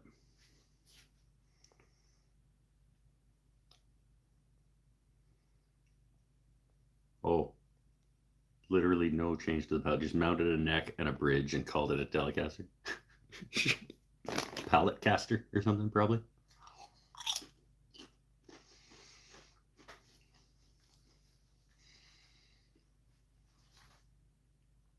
Evening, Bailey. No live tonight. Yeah, Bailey's been doing lives all the time. Seems like every time I go to my subscription feed, I see Bailey was live.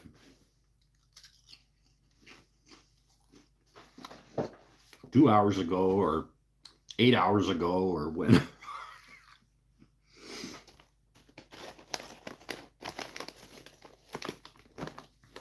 A couple of times I've actually managed to be there for it.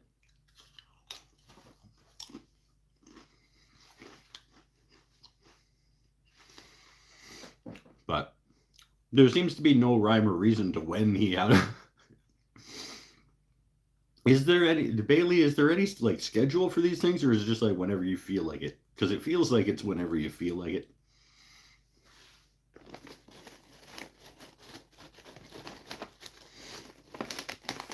At this point, it's kind of getting that way with this one too.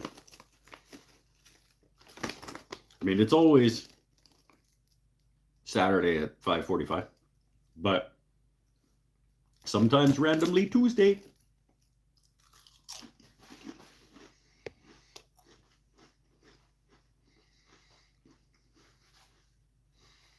There are people who have never seen wood turning that tune in regularly now. Sweet. No plans or schedule. Yeah. That's why, like, I'll go to my YouTube subscription page and I'll see, like, oh, he was live 2 hours ago.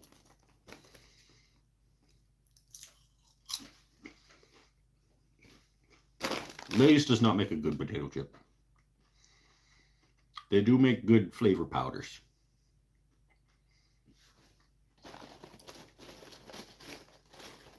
The chips themselves, not very good.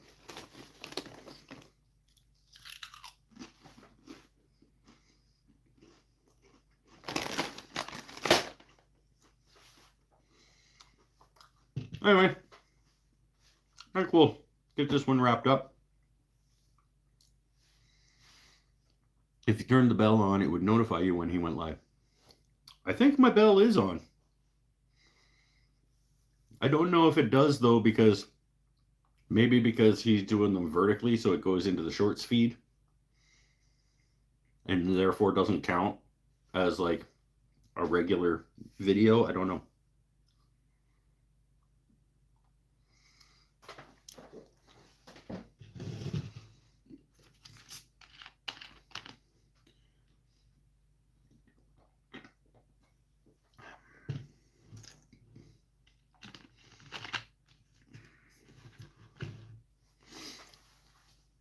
But in any case, if I happen to see that he is live when I happen to see like be on YouTube, I go watch and hang out. And I type nice things. And I watch people being terrible. There are some real shit people that like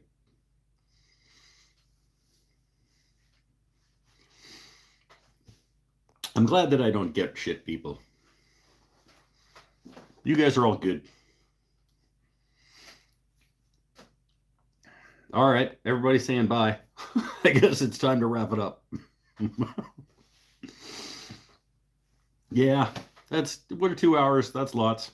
I'm gonna find some actual food, which may or may not just end up being pizza pops. But in any case, I should have a video coming out either tomorrow or Thursday on 2 months into sober. Speaking of that, Bailey, you need to put your live on subscriber mode. I don't know what that means. How much for that box? The box that I finished tonight? I think it's probably going to go on the Christmas market table for $70.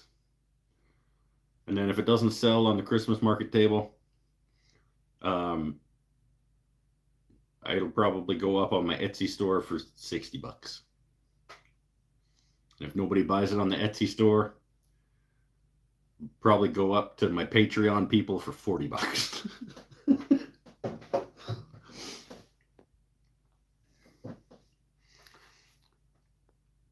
A lot of sexually repressed adult children in vertical lives. I pray for them. Yeah, right? There's some pretty, like I said, some pretty shit people.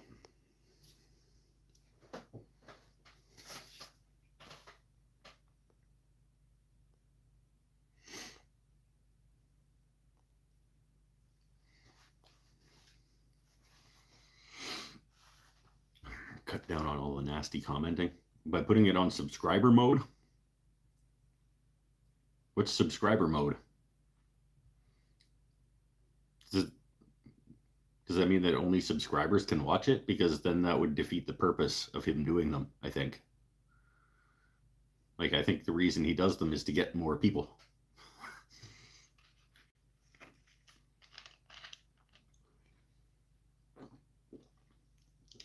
Oh, only subscribers can comment. Oh. What does someone buy a $70 box for? What do they put in it? 1 can of spray lacquer.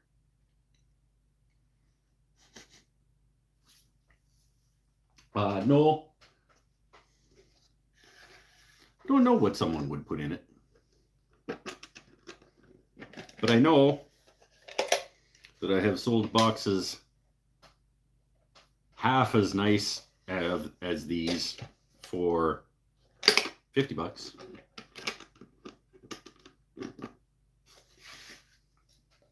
Maybe they won't. Maybe they won't sell for $70. But if they don't, then the market has spoken and they will go down in price.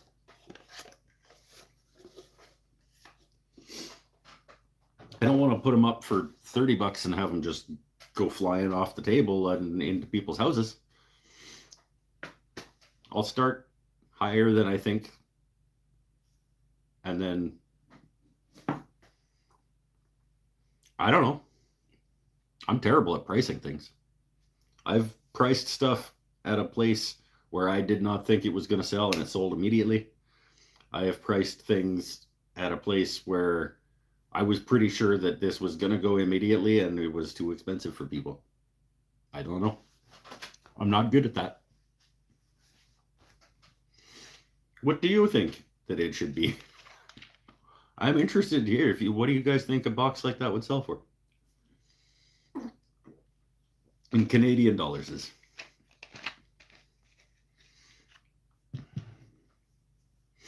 Maybe these guys would be somewhere in the 50, even though they're like the same amount of work. Just the perception would be that because this is about half as much material, it should be half as much money, even though that's not, like, a very small percentage of the cost of the box is actually in the material. I think perception wise, if you saw this and this sitting on the table,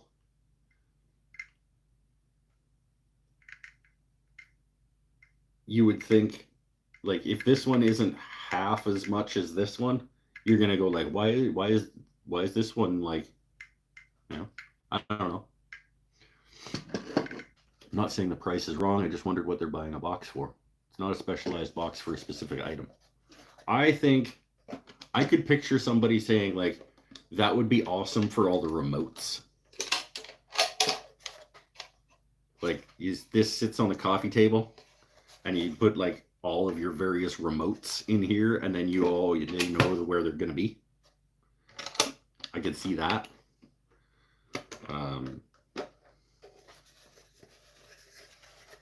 I could see it being used for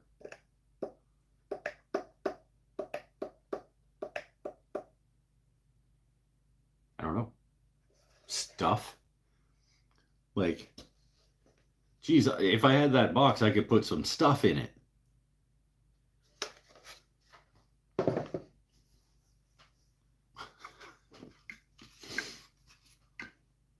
I don't know, maybe they won't sell it all because that's what people will look at it and be like, that's a nice box. I don't know what I would put in there. But it's a Christmas market. So all they have to think of is that would be a nice box for Beth to put stuff in. It'd be like, everybody likes nice little wooden boxes. And if you give it to somebody as a gift, you don't have to know what they're going to put in it. It's like, I got you this nice wooden box for you to put stuff in.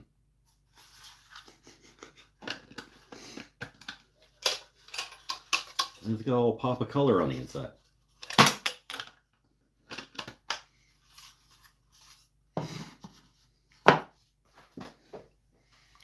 Keepsakes.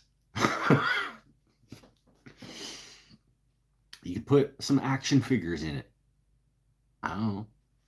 Rare, valuable magic cards. Then they open for the box looking for the gift inside. There you go. You buy it as the gift box to put whatever you're actually getting them in. You're buying them a Christmas ornament for Christmas. You want to put it in a fancy box? You put your fancy ornament in here, and then you give them this, and the ornament comes out of the box. I could make a fancy ornament. I could turn a fancy ornament, put a bunch of wood shavings in here, put the ornament inside, sell the whole package for like $250.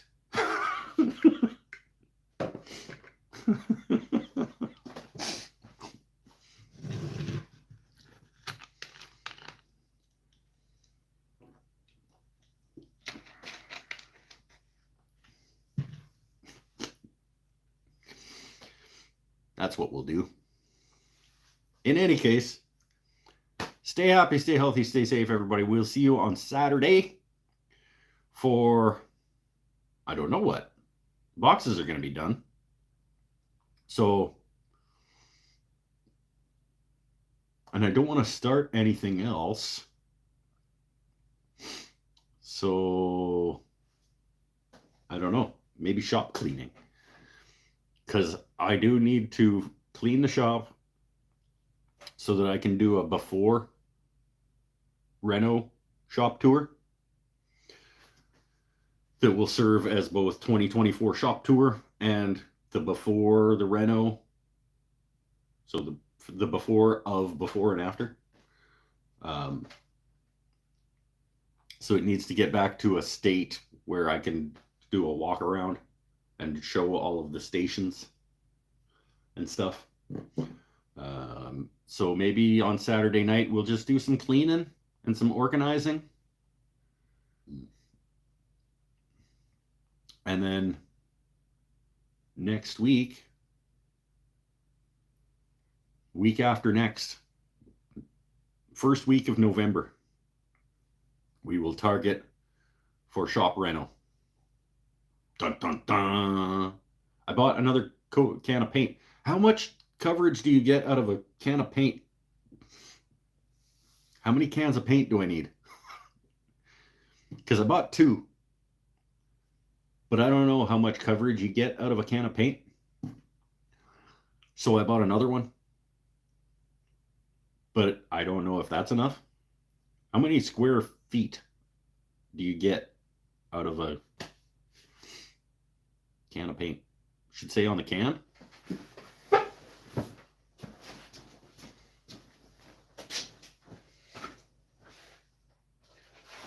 I'm going with the Rust-Oleum Sure Color. The cheapo Walmart interior paint and primer.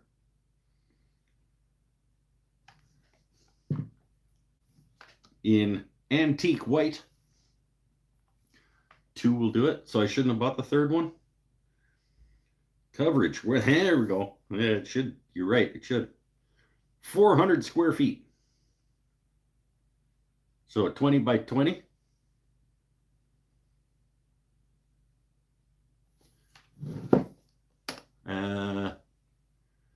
Well, I think I'm over 20 by 12 by, wait, what's the height? 10? Yeah, 2 should do it, but I have 3. I'm back with a much lighter wallet. You go to Costco? Did you check how much the pure protein bars are for? Need to sue Thrifties for a misleading name. Oh, I hear you. Don't go to Thrifty Foods. 400 square feet. So that'll be 20 by 20. That'll be those 2 walls. Should 1 can? That doesn't sound right at all. I'm sure I'm not getting that much coverage out of a can of paint. Might take 3 coats of that paint. Yeah, well, this is the cheap Walmart garbage, so.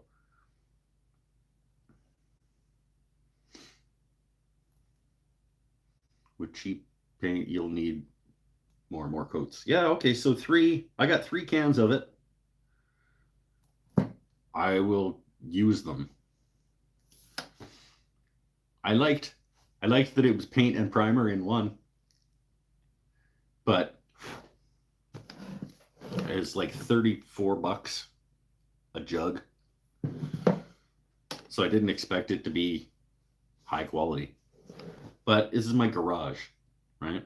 And I'm going from seafoam green leftover mist tint that the woman who rented this place before I lived here got and just slapped on like around things. So anything is going to be better than it is. So I got 3 cans of the Sure Color antique white. It's $34. That's the good stuff here.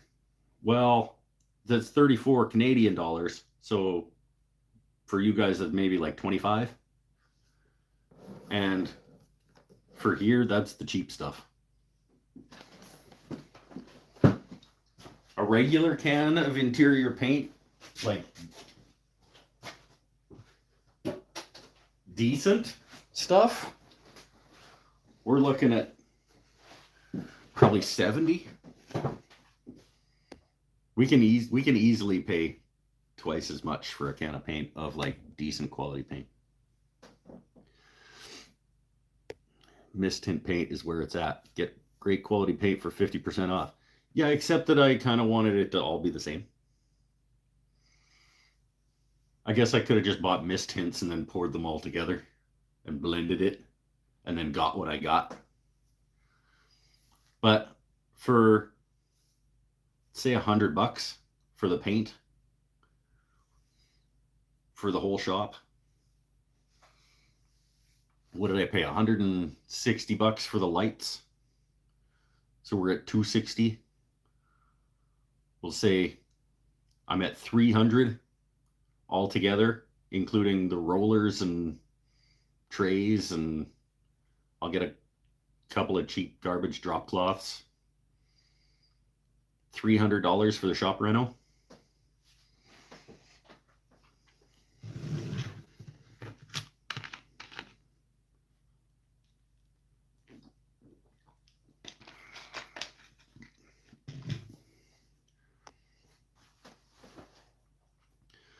Forgot about the exchange. Is it gallons or liter? Yeah, it's a gallon. 1.84. Is that all that's in a gallon? I thought a gallon was closer to 4 liters. I thought it was 3 point something liters in a gallon. 3.8.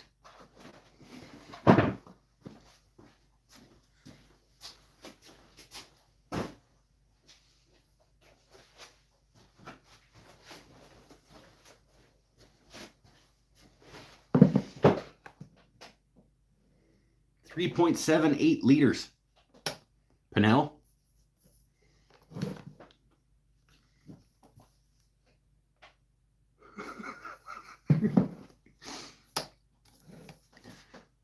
Typo. Oh, okay. So, no, it wasn't a typo. You were just fucking with me. Yeah. So 3.78 liters times 3.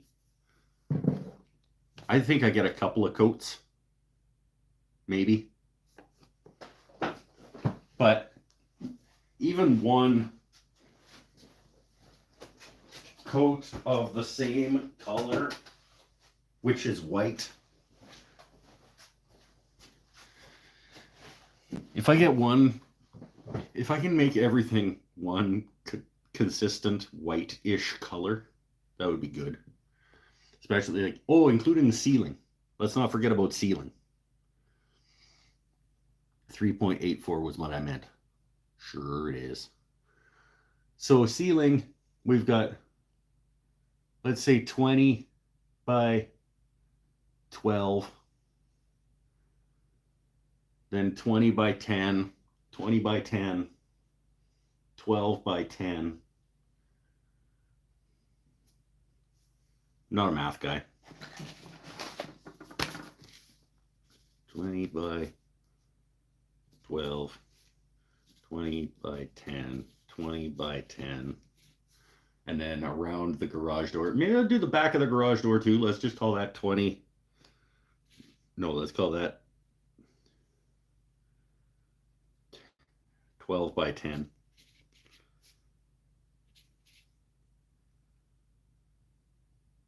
And then 20 by 12, that's the ceiling. 20 by 10, 20 by 10 is each side.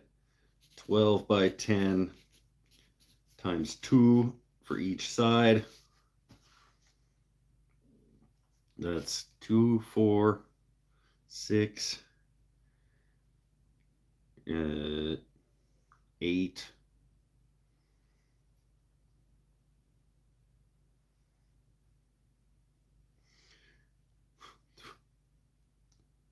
200, 400, 600. Let's say it's 1,000 square feet. Just rounding things. And how much did it say that you could do in one? 400? So yeah, I need all 3 cans of paint, even at 1 coat. Because we forgot about ceiling.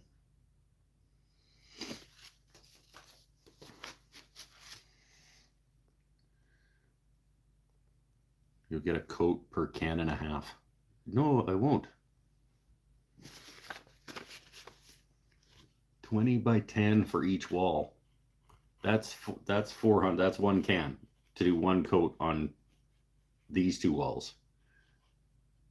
It's another can to do the ceiling and that wall. And then whatever is the 3rd can do that wall and like another thin coat on the whole thing, I guess. I don't know.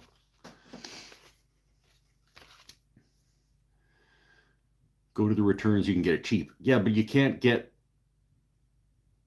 1,000 square feet worth of the same color for cheap.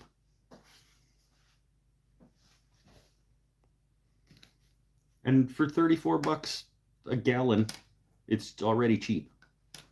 Cheapish. Sorry, most people don't use wall paint on their ceiling or garage door, so my calculations were off. What would you suggest I use on the ceiling? If I'm not going to use wall paint on my ceiling. Like, what else would I use? And on the inside of the garage door, Like, what else would I use? Ceiling paint? Is that a thing? Are you just messing with me again? Is that an actual thing, ceiling paint? Because it absolutely is currently painted with exactly the same paint as the walls.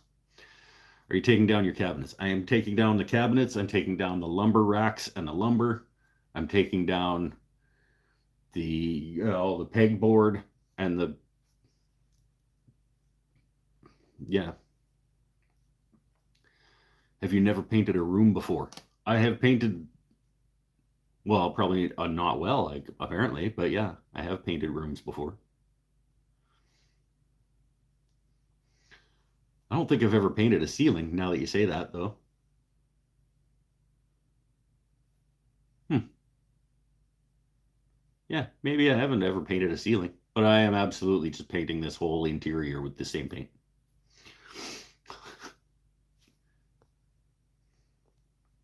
Ceiling paint is a bit glossy, so you can clean it easier. Who cleans a ceiling?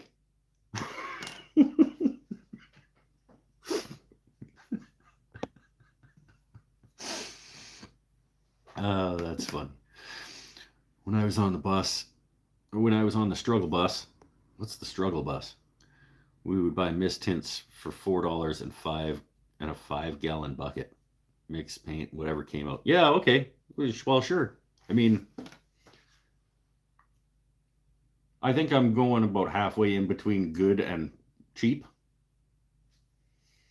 I was thinking 34 because when I went paint shopping, I was like, damn, I guess I'm not gonna paint. Like I wanted to paint my shop nice, clean, white. And I went and looked at paint and I was like, I guess I'm not gonna do that because paint was like $70 a gallon. And I'm like, I guess I'm not gonna paint after all. But then when I was at Walmart and I found these ones for like $34, I was like, okay, I'll paint.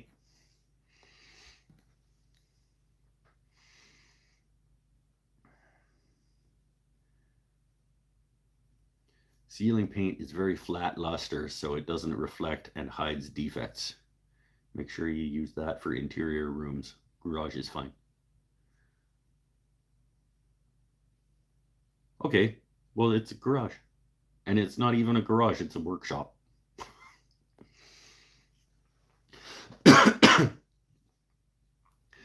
$34 is the cheapest new paint you'll find. It was the cheapest new paint I found. And because I'm classy, I'm going with antique white. we're still going. I did twice now, I think. I said I was going to be done. And I'm not even drinking.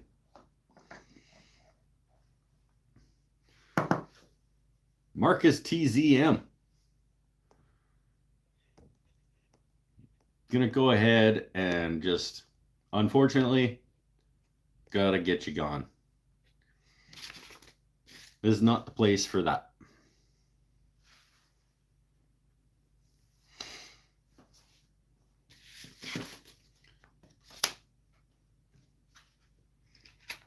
You may have got it cheaper if you bought the 5-gallon of contractor white from Home Depot. It's possible. I didn't check because I found this stuff and I was like, good enough. And we know that this show and this shop strives for adequacy, and $34 interior paint sounded pretty adequate to me. Let's wrap it up. Stay happy, stay healthy, stay safe. Bye for now. See you on Saturday.